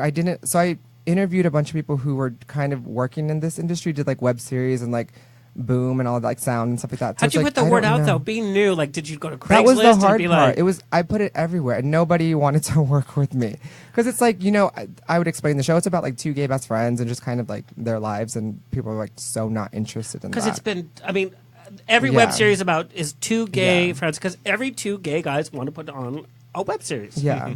But to me, my main general concept is just best friends. It just so happens the fact that they're gay. Because I think your conversations with your friends are so funny. And it's like, your best friend is a person, you know that saying like, oh, they're like, talk shit to you to your face and like are nice to you behind your back. That's kind of this concept of this show. It's like, I didn't want it to be like, oh, let's like be nice to each other the whole time. It's just raw, honest conversations and just dialogue. Especially in the gay community, I feel like mainstream media has projected us in such a crazy light. Like, it's so not me or my friends. Well, we are crazy. I'm sorry. Like, when Fire Island gets put down and, you know, Finding Prince Charming, we're all, like, those stereotypes are in our lives. Right, and there is that, but it's always projected from like a white middle America man or like a well, really that's true. flamboyant Yeah, yeah, black yeah. person. Like me as a Hispanic gay person, I've never really seen myself on TV. And that's Because there's censors, sweetie. they're so funny. But that's how I started. Porno. I was doing auditions and One everything that it was never about my lack of ability. It was always about the way I looked. There was like, oh, you're not the look. You're not the look. And it's like, how am I not the look? If you go to Silver Lake or downtown or to the Abbey. Like, there's a ton of people who look just like me, and like, this is the community. So I said, screw it, I'm just gonna make my own show and put a bunch of brown people in it. As you notice, there's like the only white person that's been on that show is Leslie Jordan. Yes. Well, and he wants to be brown. That's all he dates. Yeah. Yes. Yes. Oh my God! The whole time I was thinking Leslie Jones. No, and I was like, ha ha ha! White. She's a white guy. That's funny. And now I feel like an idiot. So I love that you're part of the show because like you're new to this and all this stuff is happening and it's been a success. Jorge, you film stuff on your iPhone, but you're constantly making material that looks great. And you work with a team of actors, but not coming from any filmmaking formal. You're hitting the festivals. You're winning awards at festivals. How long would you say have you been hitting the industry with your films? I mean, I started in 2013, and I took a break in between, and then I came back in 2016, and I said I'm just going to make a feature film, because you find a lot of lack of people that want to work. They just talk and talk and talk, and I had a contract with a producing partner, and then we didn't do anything for a whole year. And when that came up, I said, screw it, goodbye. I took my phone and I shot the film, and I said, I have to do it. And it's actually the only way you can make it in the industry. You want people to see your work, but if you're not doing anything, then how are you going to do that? So it's been quick. I mean, 2013 and we're in 2017 now, so I'm constantly doing something. I shot 6 pilots last year. Strange Love being one of them, the web series. Which I love, by the way. And we actually ended up developing 6 episodes, and we're in the process of that. And just my concentration is film, though. I love making films, whether they're short films. I just shot one yesterday, or feature films, and just telling stories that I think are important and that need to be told, whether either gay or straight or women, because that's you something focus that a lot here. on women Yes. in your projects. And I wonder if that's because we're Latino gay males, because for Latino gay male, everything's about our moms. Yes. Or strong women characters like that, right? Yes, and yeah, everything I do is not necessarily inspired through my mother, but I try, because I feel like she's not an actress, but by profession, but in life she went through so much shit with my dad, and she never showed us any of that until we were like older. So that really inspires me, and I want to be able to tell those stories, and also be able to step away from stereotypes, which is kind of funny because I don't have a single Latino in any of my films. Strange Love is the first project where we're all Latinos. I said I need to make a series, and we all have to be Latinos, and I stepped in because the actor was afraid of kissing another male actor, so I wasn't supposed to be on the series at Really? all. No, I That's didn't write funny. that for me. No. I mean, I'm a terrible actor, so I just no. That was Number one, never put yourself down, ever. I'm the best actor. I can ride a horse, and I weigh 120 pounds. That's what I say. Yeah, but no, yeah. But that series, though, I love watching because it's a slice of reality. From like, oh, I saw you on Grindr, blah blah blah. Yeah. I love it, and the chemistry is great. And then we have Paul. Paul, you've done theater. You've acted. You were in Steven Soderbergh's Beyond the Cab, or Behind or Beyond. Behind the Candelabra. Somewhere there's a candelabra There's a with candelabra Michael Douglas somewhere, and Matt Damon, which is just amazing. And you've done Dropping the Soap, which is the most polished. I mean, the fact that this is not like on sitcom TV just baffles me. And you have a cast of A-listers from the comedy world that are just in it. So this is such a slice of filmmaking that's happening in the industry right now.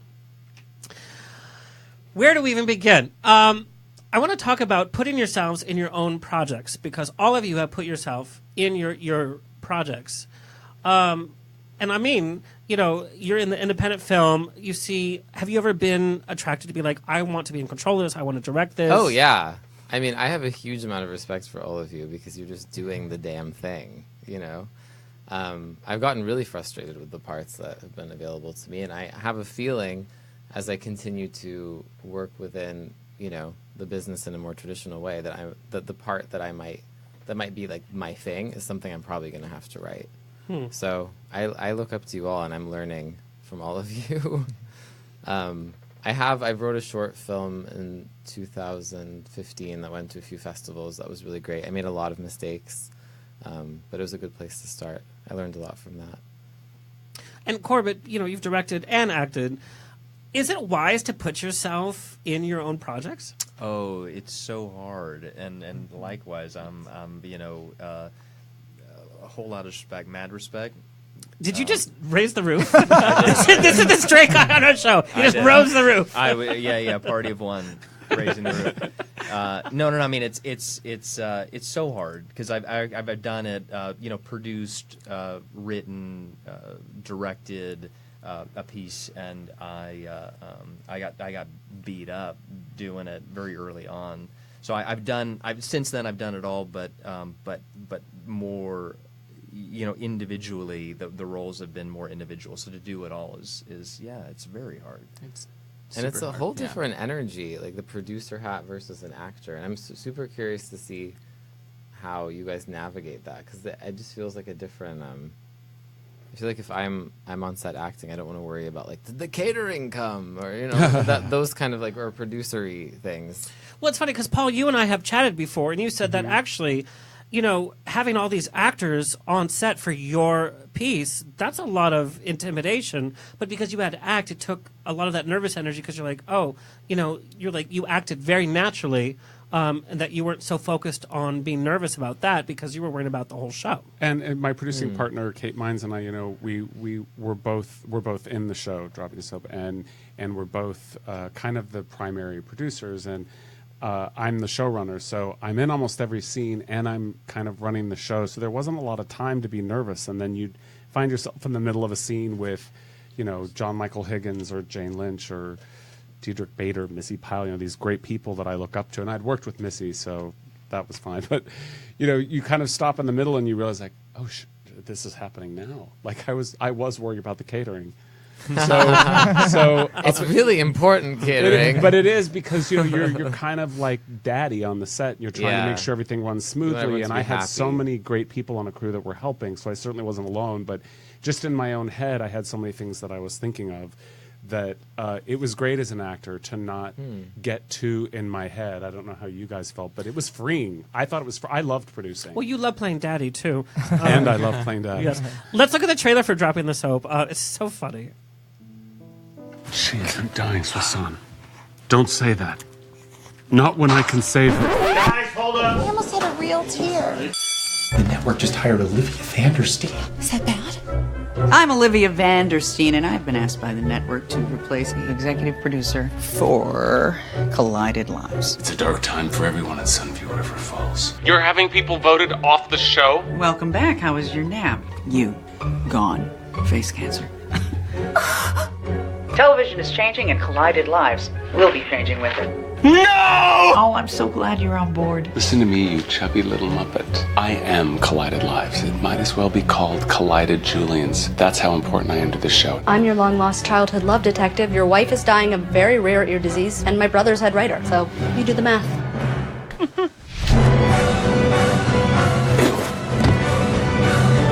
She said they needed eye candy on the show. Candy. Oh, My parents have always loved you guys. don't think about that. Just do it. I didn't know you were coming on the show. Am I coming on the show?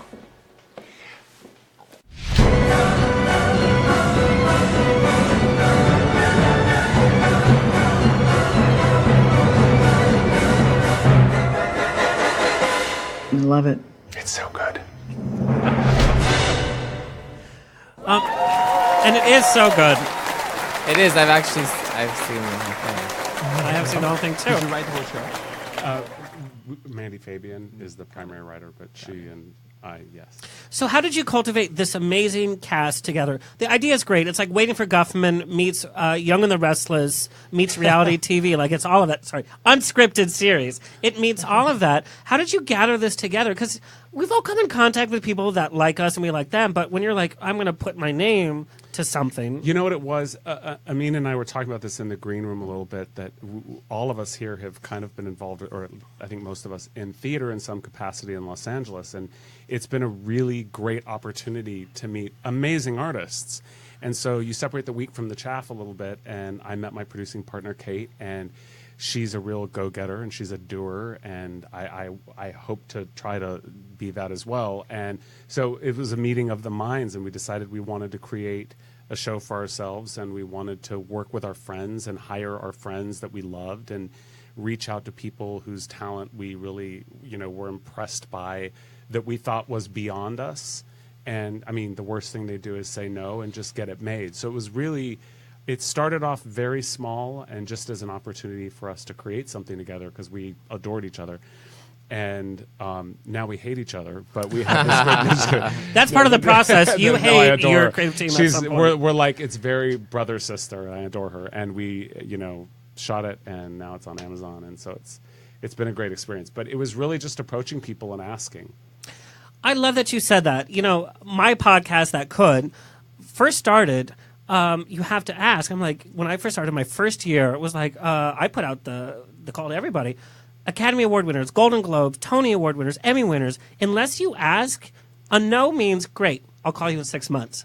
But And you you get a have yes. yeses. Yeah. Right. You get a I'm yes. so shameless, like literally, and like I will blow up everybody's phone. I'm like, It was here's so the link cute. to my new episode. Like he I'm texted when his first episode every premiered. single He texted. person. He's like, "Hi, it's me." Yeah, I'm shameless. Yeah. No, you have to be like that, yeah. My first team of representatives, I pitched myself completely. Emailed them. I didn't get a That's high volume of interesting to responses, know. but I got repped that way, and I got my first jobs. Well, hello, look at you now, playing with Wentworth.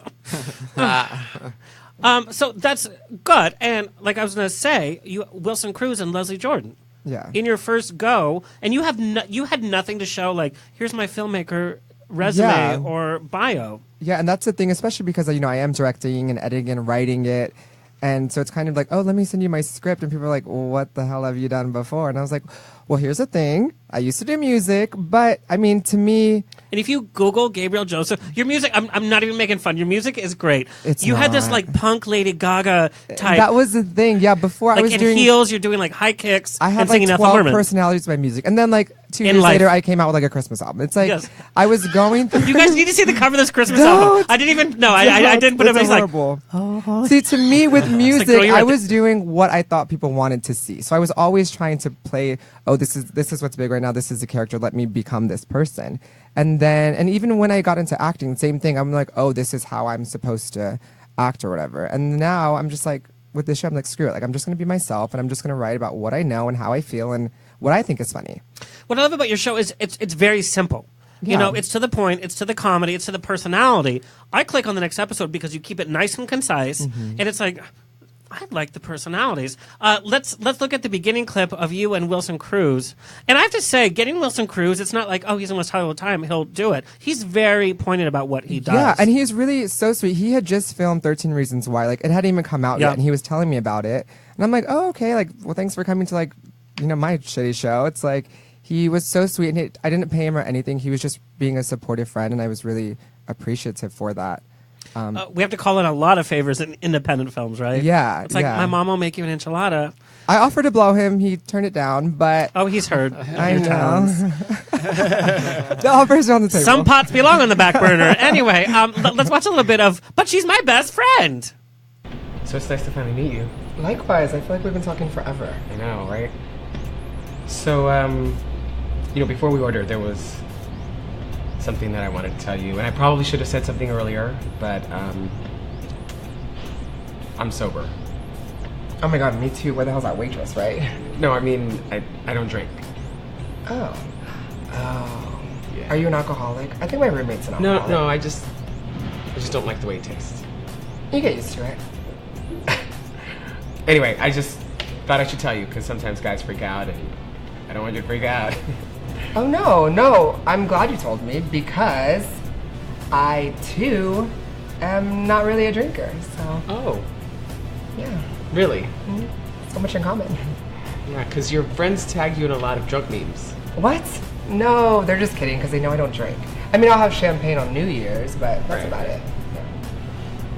Yeah. Okay. Cool. Christian, I know. Dirty martini, extra olives, tequila shot on the side. And for you?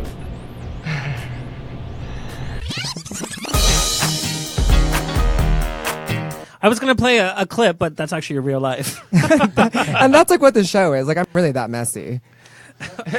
But it's so cute. It's so endearing. So as a viewer, you want to click on the next episode to see what happens, and that's real life told in entertainment.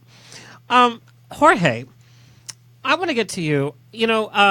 A mutual friend introduced us, and he's like, he shot this whole film on an iPhone. I'm like, oh, great, another art film. I'm going to see some opera singer singing out the window and a dove flying across the way and like a voice saying, Que rico, or some ridiculous That sounds something.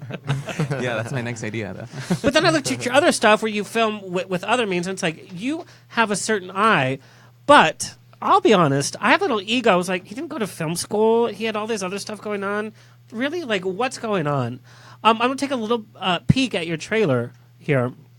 Let's see what's going on.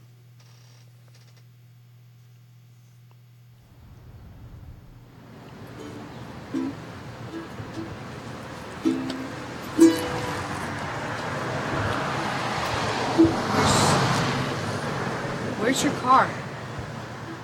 The dad wouldn't let me take it because I got a speeding ticket. I know this isn't exactly what we had planned, but just think about it. It could be fun. If I wanted to have fun, I'd go for a walk in the park or something.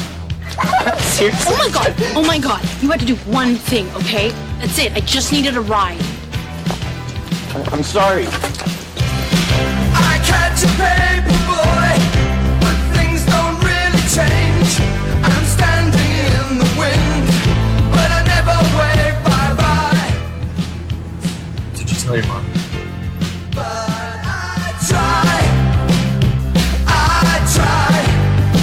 So what I wanted to do is like that looks like Yeah, the that's quality a looks film really good. Number one, the quality looks good, Yeah, but wow. you have a very keen The eye song in is terms rad. of the Good music song choice. for the pacing for that and the cutaways. I'm like, oh, that's coming to your independent film house. Like that's pretty damn good. And you're going to film festivals now. Yes, we actually won Best Picture like 3 weeks ago at a festival here in Culver City, and I mean, I didn't really have expectations. I just shot it, and we were just all prepared to fail because that's what we first thought. But no, I mean, it's doing really good, and I'm really, really happy.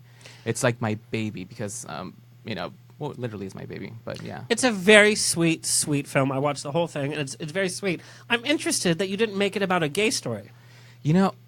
I don't know why. I mean, first of all, gays can't get pregnant, so it's about a pregnancy. Tell me that after Taco Bell. If Taco Bell did Uber Eats, we keep trying. Oh my god. That's a funny T-shirt. Pregnancy, keep trying. But no, that's why I did Strange Love too, because I felt like I needed to do something about the gay community and put a show out about gay issues, especially with the Latino market. But no, I don't know. I don't know why. The idea came to mind. I wrote the script in a week. I gave the script on a Friday, and we started shooting on Saturday. And 11 days later, we had a film. So it was just kind of That's quick. crazy to me. Now, you not going to film school, I know that you love, like your favorite directors are my favorite directors. We can kind of emulate, but copying is a whole different thing, especially when you're on an iPhone. Do you get any pushback from actors or people on the set saying you didn't go to film school, you don't know what you're talking about? Yeah, at the beginning when I did my first short film, especially cinematographers, they were like, "Yeah, get out of the way. You don't know what you're talking about." And it took me a while, and that's the reason why I took a break, because I needed to study. I needed to research and see what works and what doesn't. And then it came to a point where, just like acting, you say you have to just be yourself. I just kind of went for what I want to see. Well, acting is like, let's be honest. Acting, you either have it or you don't. Yeah. You cannot teach a bad actor. Like you can't teach a tone-deaf person to sing in a musical. Yeah. And I've tried. Right? I mean, there's bad actors we can work around, but I mean, come on. Editing. Yeah. Yeah. Editing is yeah. huge. Yeah. What other stories do you want to tell? Well, actually, the film I shot yesterday is about a lesbian couple, so I'm getting there. I'm getting there to put You're getting issues gayer out and there. gayer. Yes. Now, do you think that you've been bitten by the bug that you're working too fast and there's not that type? If I were to direct something, because I used to direct theater, I would obsess about that. It would take a year out of my life because I would obsess about it from start to finish. And dropping the soap, did you know the outline for all the episodes? Did you storyboard the whole thing? Yeah, well, I approached the writer, Mandy Fabian, and I said, let's do this. So it happened pretty quickly initially, Right. and then a long 'Cause it's a story great that idea. I won't bore you with. But yeah, through several incarnations, it finally got done. But once we have the story and the outline, then she and I beat out the story, and then she goes and she pounds out the scripts. And she's so funny. Thank you, iHeartRadio. Beep. Yeah. She's so funny, and we have a very similar sensibility. So it did happen pretty quickly. The writing, just getting it done, took time. So are you afraid of putting out too much content out there? No. I think that I'm afraid of not having enough time to do it, because I have all these projects that I'm literally putting together right now, but no, I'm not afraid. I mean, you learn from them, It's a learning process, but no, I'm not afraid. Jorge, are you going straight to the festivals with it? Yes. Is that the yes? kind And of I had an offer. Someone was going to buy it, but they said that it encourages teenage pregnancy. So I was going back and forth with the distributor, and I got an email like a week ago, and they were like, "Yeah, we really like the way you tell stories, but the ending because." Well, I won't tell you if you guys want to watch. I'll send you a link. I haven't seen it. But they said that it encourages teenage pregnancy, which I mean, just like 13 Reasons Yeah, when it first hit the that, market, yeah. we loved it because it was so beautiful and it was storytelling. Then a few weeks later, some parent organizations got involved and said it's promoting suicide. And we're like, do you want us to talk about it or not talk about it? Do you want people to watch it or not watch it? Do you want to make a suicide film that's educational? Nobody's going to watch it. Make it like 13 Reasons, right? And I think that's the amazing part of making an independent film because you're in charge of telling the story. You're good friends with Raquel, and she was initially playing the mother in the film, and Yes. I cut it because it wasn't working. And she's a sweetheart. I'm doing a film with my third film with her, But the beauty about independent film is you get to tell the story the way you want it. And if it works, great. And if it doesn't work, you know what? You make another one, and that's how you learn. The credit I give to you guys is there's nobody over your shoulder saying, hey, that's good, keep doing it. Hey, you're going in the wrong direction. There's nobody kind of doing But it's like that. a catch-22 sometimes. Because sometimes I'm like, is this funny? Like, Yeah. especially when I first filmed, definitely. like I did like 4 episodes before it ever premiered. So I was like, I don't want to like, am I offending my community or like, are they going to get the joke? Like, are they going to get the bitchiness? So it's a catch-22 because I don't have anyone like helping me edit or like filter anything. Oh, So you I'm do like, it all yourself? You do all that? yeah, I direct, I that's edit, I amazing. write. You edit the whole thing? Yeah, That's I do amazing. everything Are you- by myself. Wow. That's great. Yeah. I have a few things you have to edit. I mean, you've seen the editing and the sound. It's so funny. Like the sound and editing is so completely different from episode 1 from the season finale. It's like I learned you so learn things. much. And I love that. But the thing about you, we're not looking at your web series to be this Right, amazing yeah. thing. We're looking to have fun and be entertained. Yeah. We're looking at you to be the sitcom comedy, which rings true every goddamn episode. And Jorge, with yours, we're like, it's totally different materials that we're looking at. All of them have a place in the arena of what's available. Corbett, I want to talk about what does your company look for when you're picking up a new project that yes, we're going to do this, we're going to develop this. Like what's hot right now? How does somebody pitch? I have so many questions. Yeah, well, I mean, it's it's a little bit different for what I do, and we don't pick up shows, we develop shows. We're a production company, a large production company producing unscripted TV, and so I'm part of right now what I'm doing, and again, many iterations of a career, many different lives, but I'm developing TV shows for this company, and so a lot of what I do is what you guys do really is just find inspiration and come up with concepts that I think would entertain people and then run with them and pitch them and So you pitch them to your company, and then the company green lights it if they like it, and you make the pilot, and then do you move on to another project, or do you produce the pilot? No, I mean mostly what we do, or what I do personally is I pitch a concept internally. We have a development meeting, pitch a concept internally. Maybe there's a little bit of traction, there's some interest. Write up a treatment. Right, maybe it gets to the deck stage where you've got like kind of graphics. Maybe it gets to the sizzle reel stage where you're producing a sizzle reel. We've got and we do things like physical competition shows, game shows, that kind of thing, which is a new world for me too. But the physical competition, we're bringing in like story producers, challenge producers and whatnot, and creating a development package that then we take around to networks to sell a show. So this is a little bit different world, and I know the independent filmmaking world too, but this is a little bit different from what I used to do, and I think that what you guys do. But I think that what's really interesting to me about what you're doing too is that the platforms, the various platforms that are available to you now, which we were a very traditional network for a long time, cable, traditional cable, if you could call it that. Cable now is dying now. We have YouTube Red, by the way. I'm like, what the hell is that? Oh yeah, no, and there's real money in these platforms now. I mean, and not just Netflix and Amazon. You've got the YouTube Red and the Go90s and I'd love to hear more from you about like what kinds of platforms, what kind of distributors are picking up your content.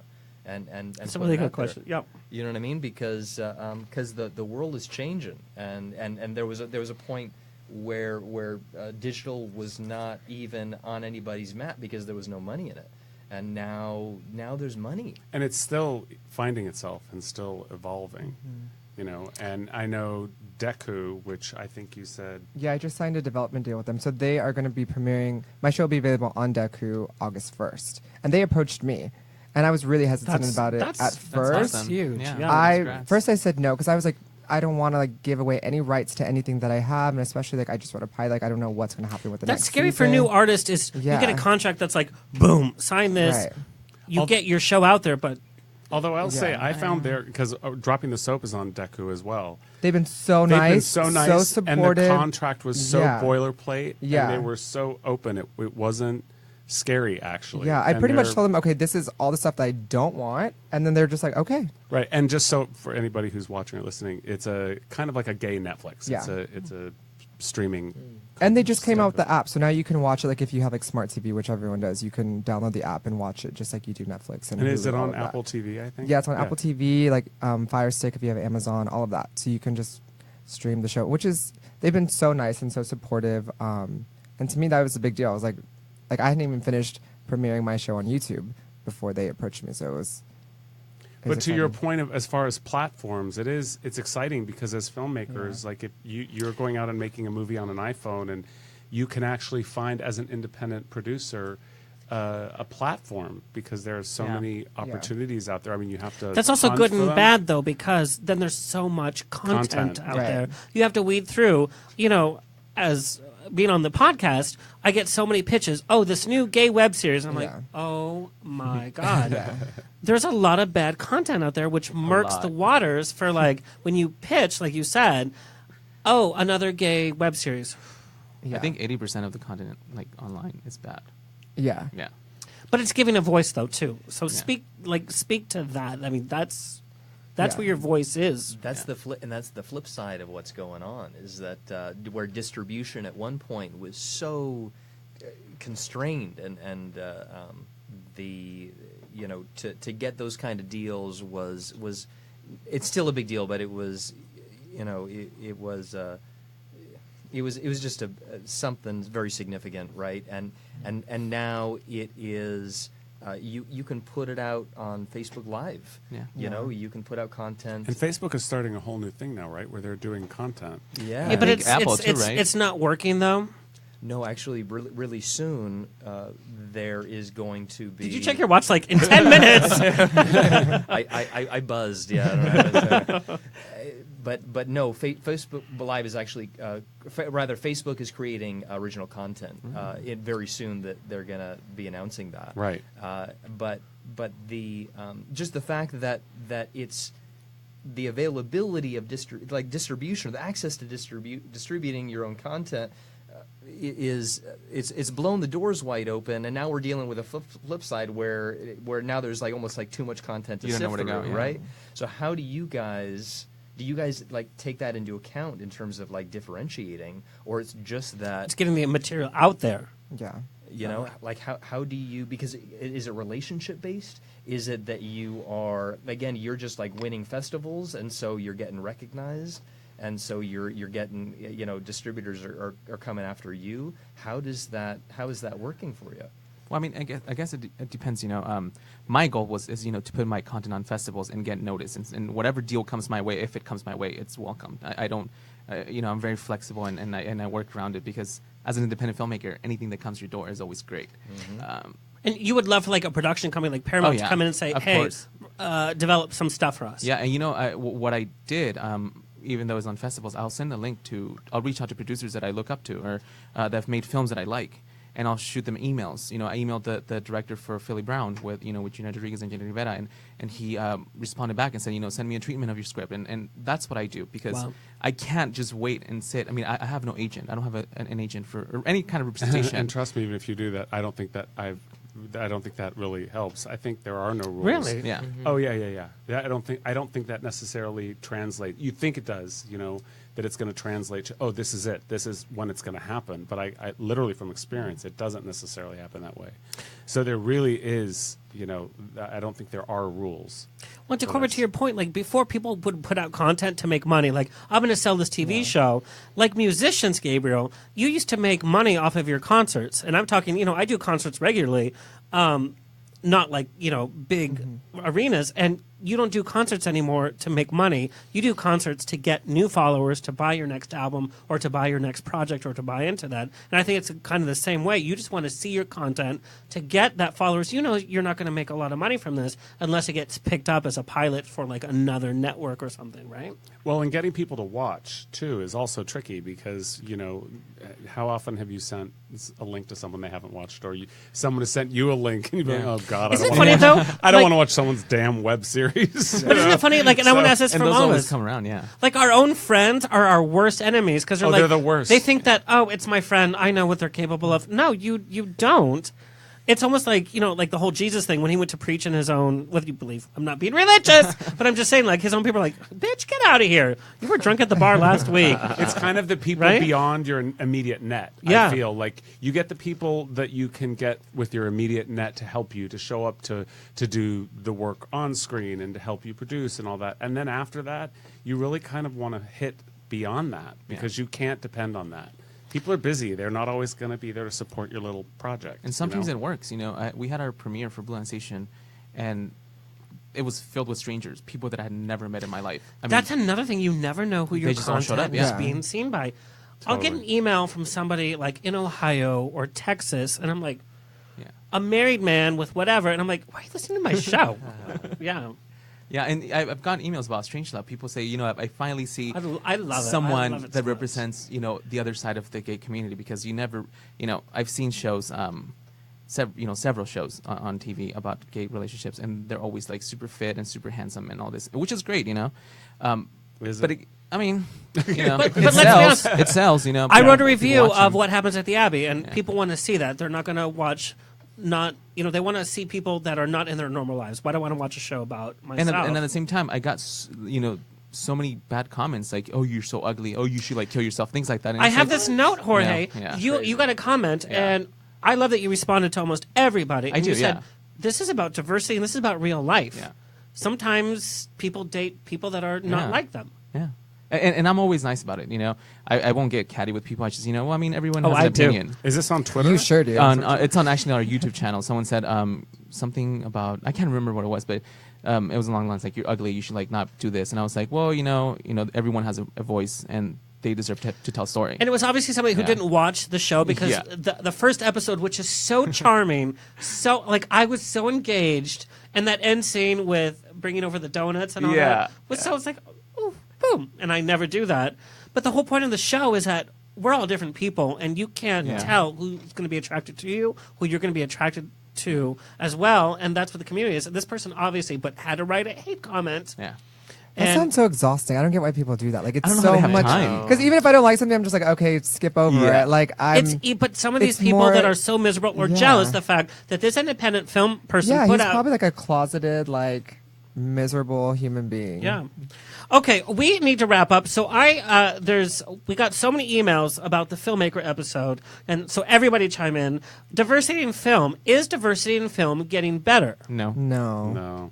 I mean, that's weird to me because I think, God, sadly. all I see now are, trans is a huge thing. Now there's a trans person in a lot of different projects. Yeah, but it's one thing from putting it and actually giving it justice. You can have a trans actor, but if you don't have the right material, it doesn't make any sense. Yeah, I think there's a long way to, the white guy, shut up. But I think there's a long way to go. But you're in the gay minority too. Exactly. And we have to bring back Will and Grace because there's nowhere else for us to I also look like for. that it's a conversation. Yeah. I mean, that's the beginning, right? Yeah. I think it's become a really important conversation that we spread the wealth. So it's happening and slowly, but right? I mean, Yeah. It's interesting to me too, these pendulum swings, and again, not to get political, but you got Barack Obama, you got Trump, right? Oh my God, you're right. That's two total no, opposites. but there's a talent issue there too. But you've also got the 2015, maybe it was, Oscars, and you remember that whole backlash versus the and then there's all these African American nominees. Yeah. That's what I mean. Like there is progress yeah. being made, but you hope that it's not feeling token or like, okay, But here, that's my thing. Is it is token. It is token. But you know what's well, great? we make a big deal about these exceptions to the rule, and Right, then like, it let's seems just like, have the a- problem is solved, and then like and then we have 2 like years 5 later, years we forgot. where You know what's That's a really good white point. actors. You know what's really annoying? That they had this whole boycott for not the Oscars. Was it Will Smith's wife? And they have a production company. And Honey, they boycotted her because she hasn't done an Academy Award. But they have a production company, and they why can't they make projects with African Americans? exactly. I mean, you that's how diversity starts. You know. But Yeah, the Corbett, award shows is- what comes across your table? Like, do you get like ethnic driven? Like, we're going to sell to this demographic or what? Like, what's selling? Would a minority centric project work in something that your company would pick up on? Not that your company is everything, but you know what I mean. It's a little bit different actually, because again, my company is not buying, my company is selling. And it's all about what the networks are buying, what the buyers are. So- and that networks brand themselves. You know, they have their demographics that they're going after, and I would say it's like eking towards diversity, but we're still a long ways out. But it has to be quality. Like, Yeah, our I diversity agree. have to be good actors, right? Moonlight was a great example of something, and again, I that was still don't sort of consider that an tokenized. LGBT film. I'll go to my grave saying that's not an LGBT film. Why? Because I don't think it is. It was a guy who got jerked off at the beach, and but honestly, I don't agree with that. But I think it's a great film. But It it's a doesn't great have film, to be yeah. stays It's a great LGBT. film. Well, why is it Right. not LGBT? But you I know, don't that's- agree, but that I was guess like- we disagree. The great example about that is that the writer is African American. So that's actually where diversity also starts with writers. They have to hire writers that can but write. they'll recast. Shawshank Redemption. This is actually reverse. Shawshank Redemption. That character, Morgan Freeman's character, was an Irishman with red hair. Read the book. And then they made it to Morgan Freeman. Like, how crazy is that? We only see Shawshank Redemption this way. Isn't that crazy? But like you said, these actors have to be quality. Our minority actors have to be quality.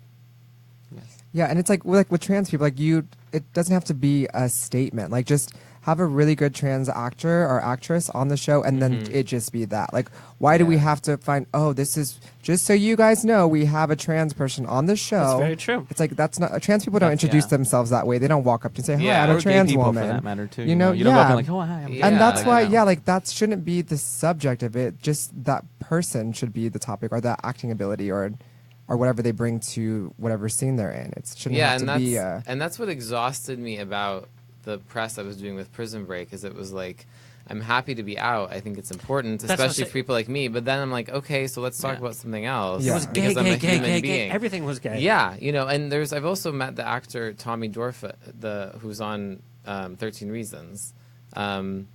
And it was similar with him because he's playing a gay character and he's gay and it's the first thing he's ever done and he's sort of like blown up.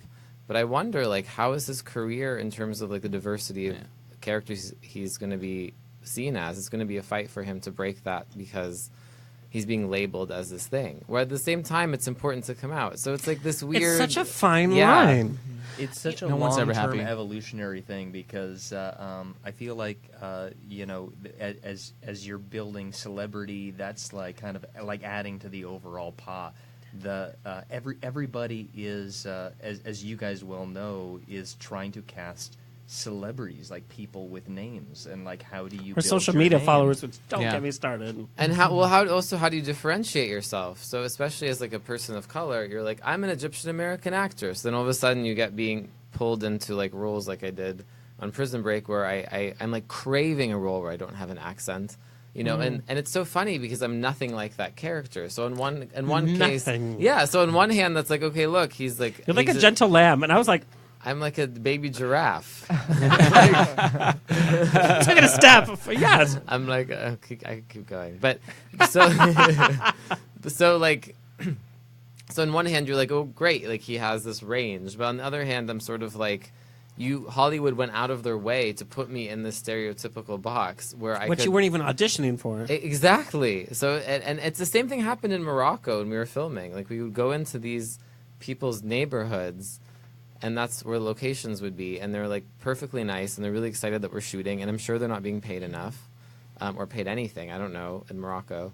And we would literally destroy they would come in and like put like ISIS flags and have like fires burning and like really destroy it to make the Middle East into this image that the United States wanted it to be, you know.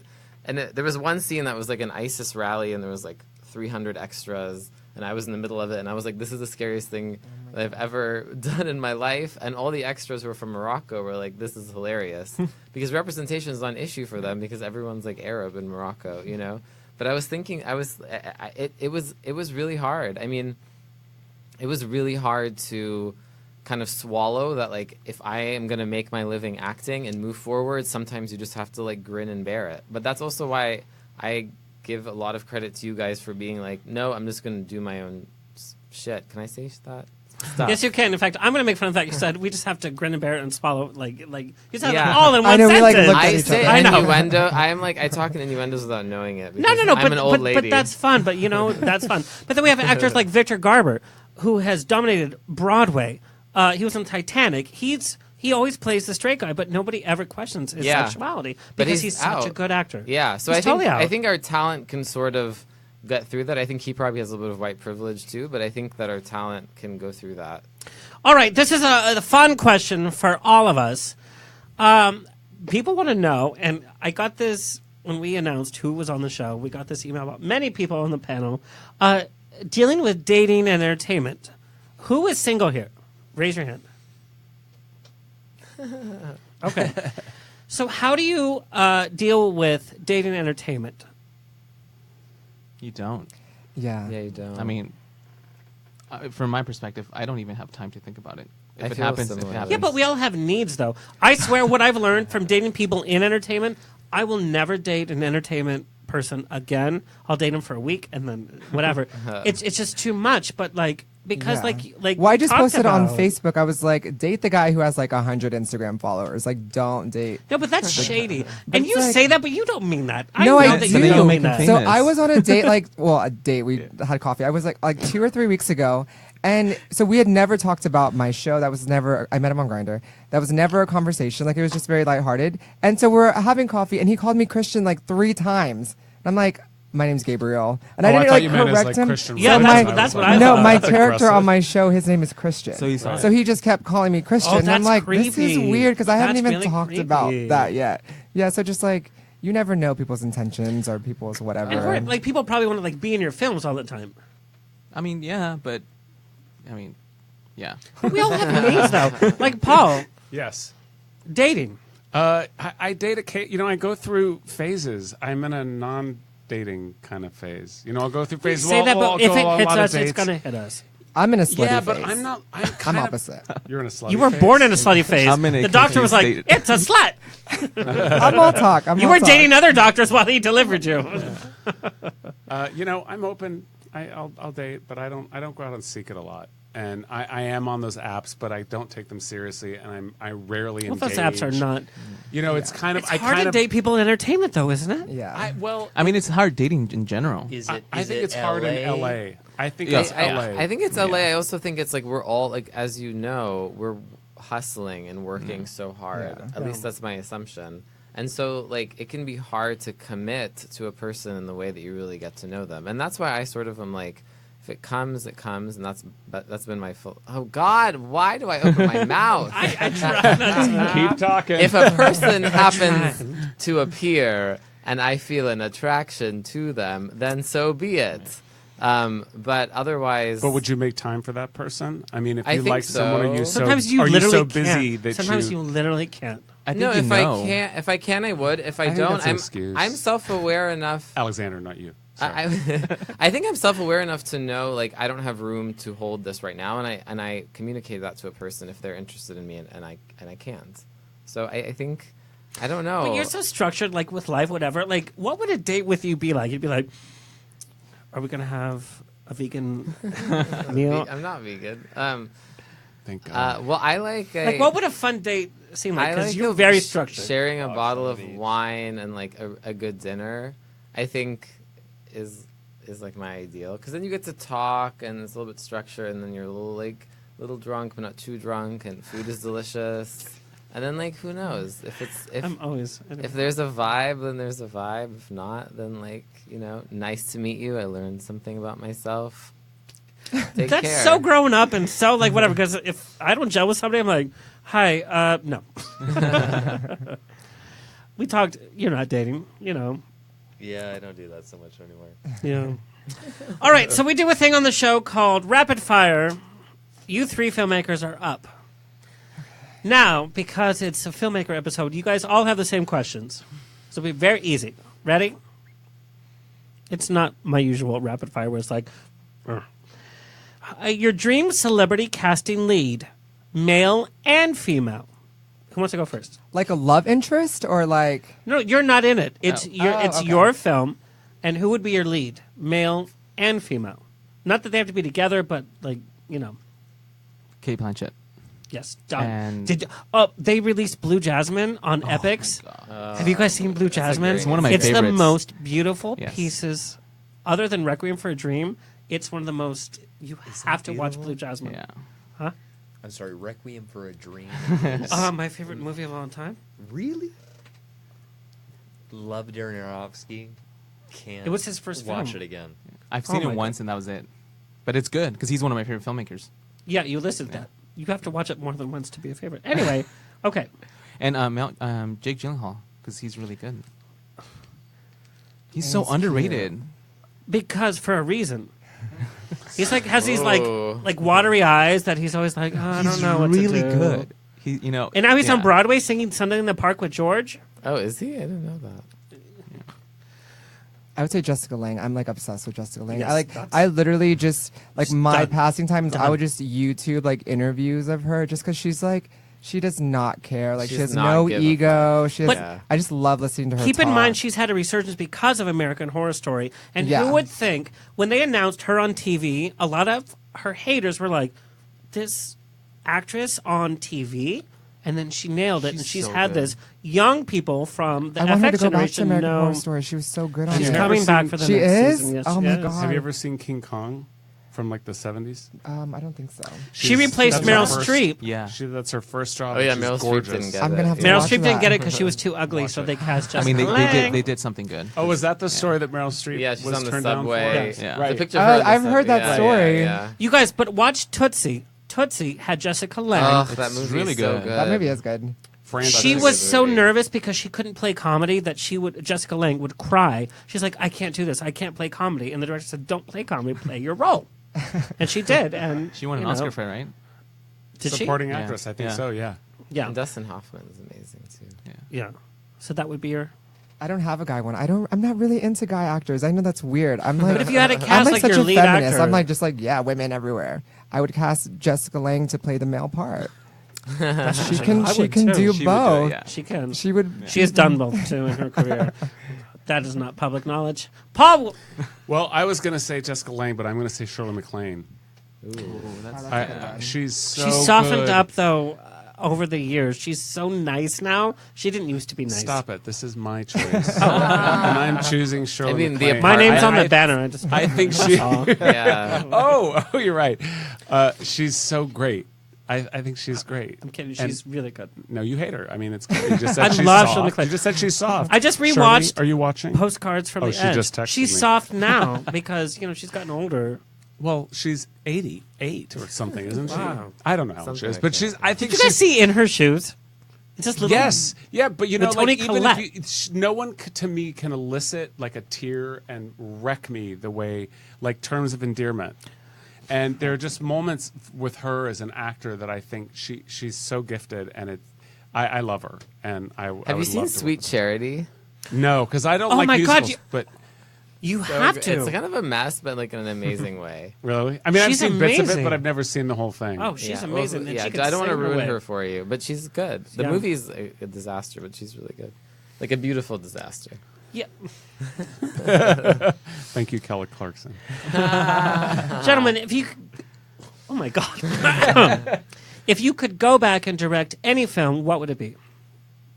The Philadelphia Story with Katharine Hepburn. Ooh. Who she fought for that role because she was box Well, she had the office- rights. Oh, She had the yeah. rights for the play, and then because she was smart. Yeah. But she was box office Yeah. poison at that point.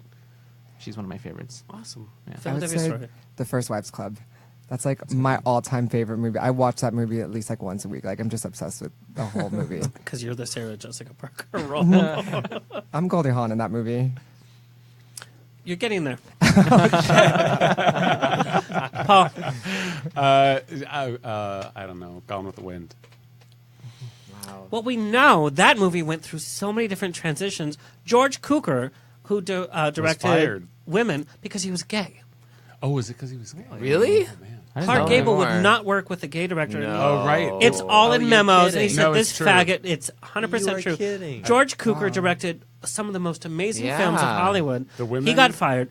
Gone with the Wind went through 3 different directors. And you know what's funny? Vivian Lee went to get coached by I George know all Cukor this. after he was fired. So she would spend her one day off on Sundays Yes. and go and work with George Cukor. And it was, of course, I credited love to that Victor he was in Fleming. Feud. Yeah. I love that. Yes. And do you know that Gone with the Wind, Vivian Lee was supposed to be Katharine Hepburn? Yeah. Can you Yeah. imagine that movie? What? It wouldn't have had that same. I love She's like the Katharine most Hepburn. northern, like New England. What? Yeah, that would have made no that sense. wouldn't have worked. That's That just very that just would have been a interesting. great part of history. You know, I Yeah. love that era, so I think that's why. Your on-set personal must-haves. And I don't mean like, oh, I need water and whatever. I mean like your personal, like, when I do a show, like I have a picture of my family and, you know, have like, Twizzlers. a little troll doll. Twizzlers? All right.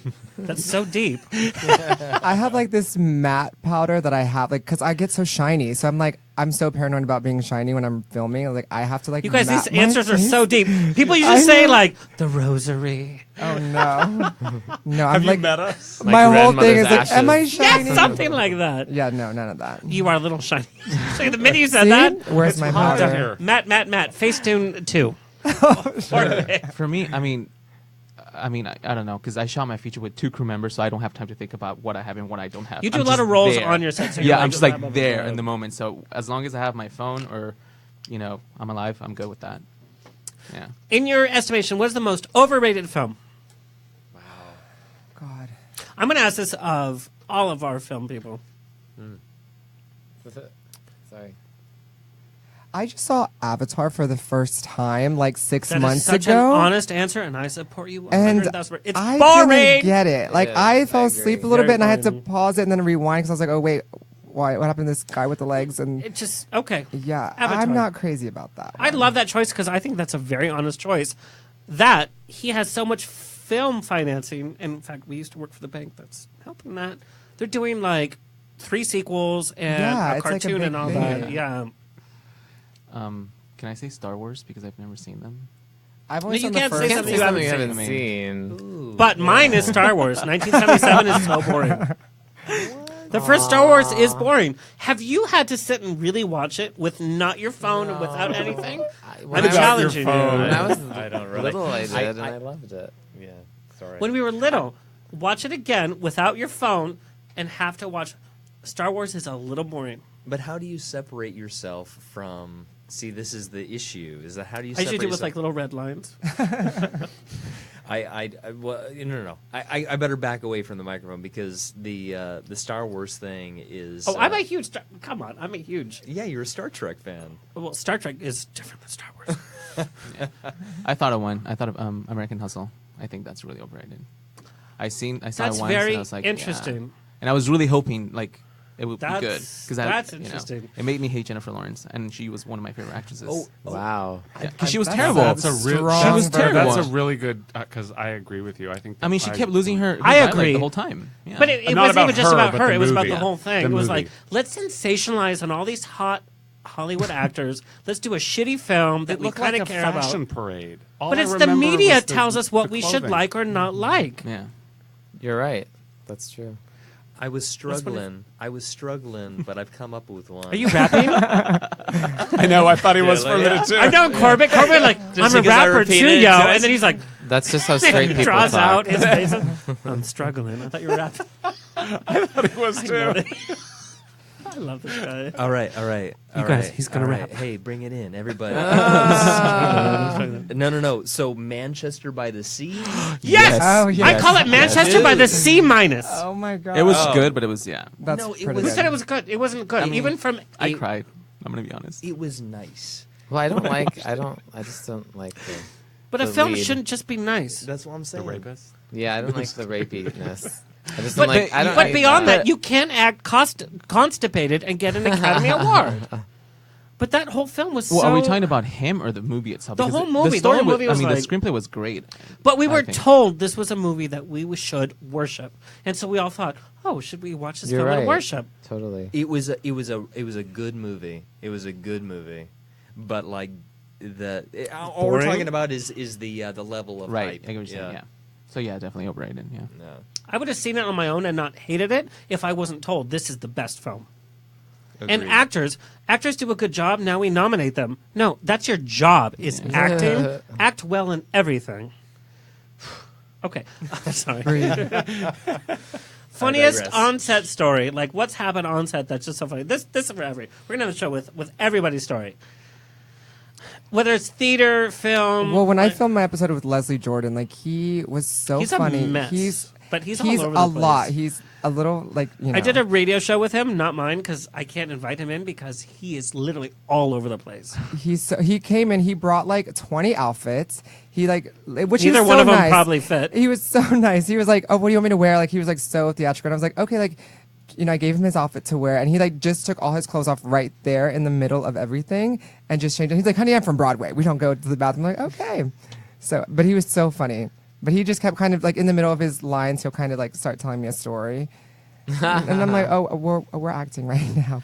But he's super sweet. He's really funny. But yeah, that was a moment, especially because I love him, like from Will and Grace and all of that. Like, But here's the thing that we have to realize is that they're so different than what we Yeah. love. I love Leslie Jordan for what he's done for the community. I could not work with him at all. I mean, he kind of is like his character on Will and Grace a little bit in real life. But he has no like you said. I love him. He's been such a good mentor to me, and he's been like so nice to me. And even like when I was writing my pilot, he sent me a bunch of scripts because like I don't know really like what the format, like how this should look, and he's been so supportive. But yeah, he's very, and he'll even tell you like he's a little bit self-absorbed. I think we all are as He will actors, too. but so it's always He sent me 5 about books him. to read. Oh yeah. He says I'm the hero in all of them. He's a big fan of himself, as he should be. He's been in the industry for like decades, for a long time. Honestly, but- he's great. What's one of your funny? I mean, when we were shooting Strange Love, I didn't know that I didn't really have to eat the donuts because I don't act. So I kept Somebody eating all gives the me a donuts. donut box 'Cause on we have a set, I'm scene- eating them all. We have a scene where I'm I eating know, all it's these my donuts, favorite. and It's my favorite. I ate like 7 or 8, and then after that I was just like, no, I'm done. So and then I think about it, and I think it's funny because no one told me that I didn't have to eat them. I would tell you though, it was such a gentle moment of that. I love that web series. I want to be in it. You should, yeah. Let's talk about it. Oh, you guys have to put me in next projects, by the way.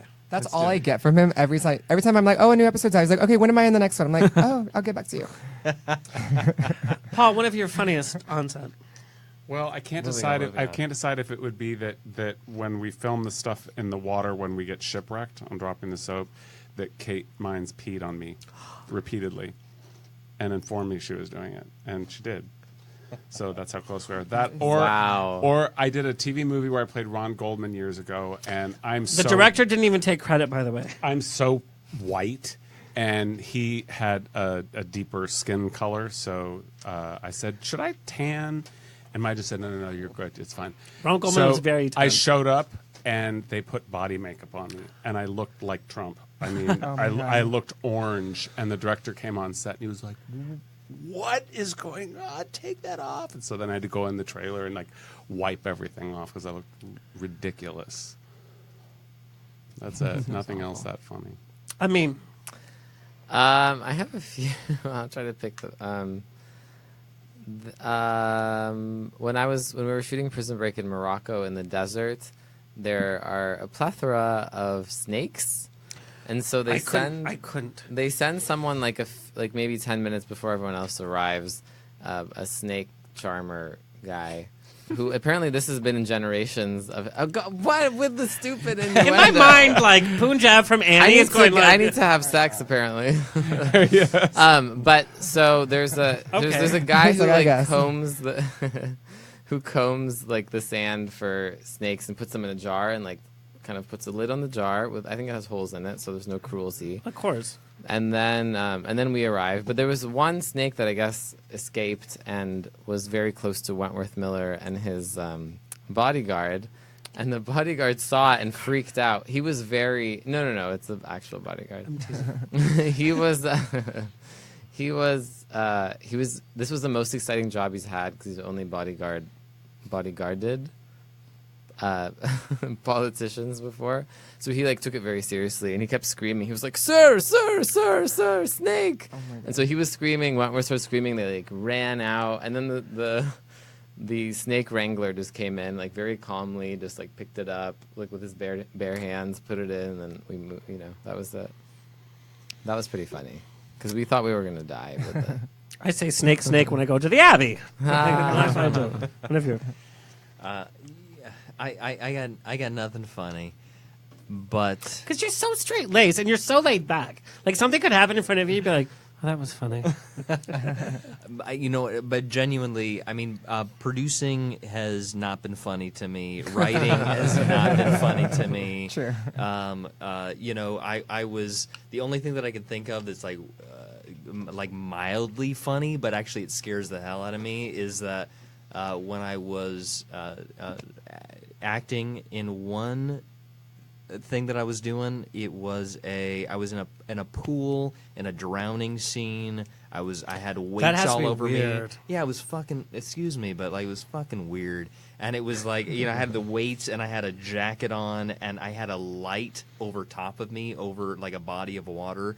And I was like struggling, like at the end of every shot, I would just stick my hand up out of the water, and then hope somebody would grab my hand to pull me up for a breath. Oh my God. And that wasn't funny. Sounds horrible. But it's a story. Yeah, that sounds. It sounds like Mickey's at Friday night. Like I put my hand out there and like. Yeah. Hope someone saves you. That's what I got. Tony, sweet, thank you so much for taking care of our show. This has been our Filmmaker episode. We've talked about like everything. Lot, yeah. I love you guys. Thank you guys so much for coming in. Follow us on social media. Please share us. Send us an email at info@OnTheRocks.radio. And thank you to Infusion Beach Club that's opening up in Palm Springs. That you'll see me there weekly. Does anybody have any last moments? Oh, what we have to do, go around and find out where you can find your films. I'm so sorry, Tony. MightyAphroditePictures.com. What? No, you have to say it in English. MightyAphroditePictures.com. Perfect. Mine's on YouTube. It's called But She's My Best Friend. Amazon, Dropping the Soap, or droppingthesoap.com. Oh, Prison Break. I guess the reruns. He's pretending he's not Break. famous. On Hulu, I guess there's reruns. No, but followers can find you on your fan page.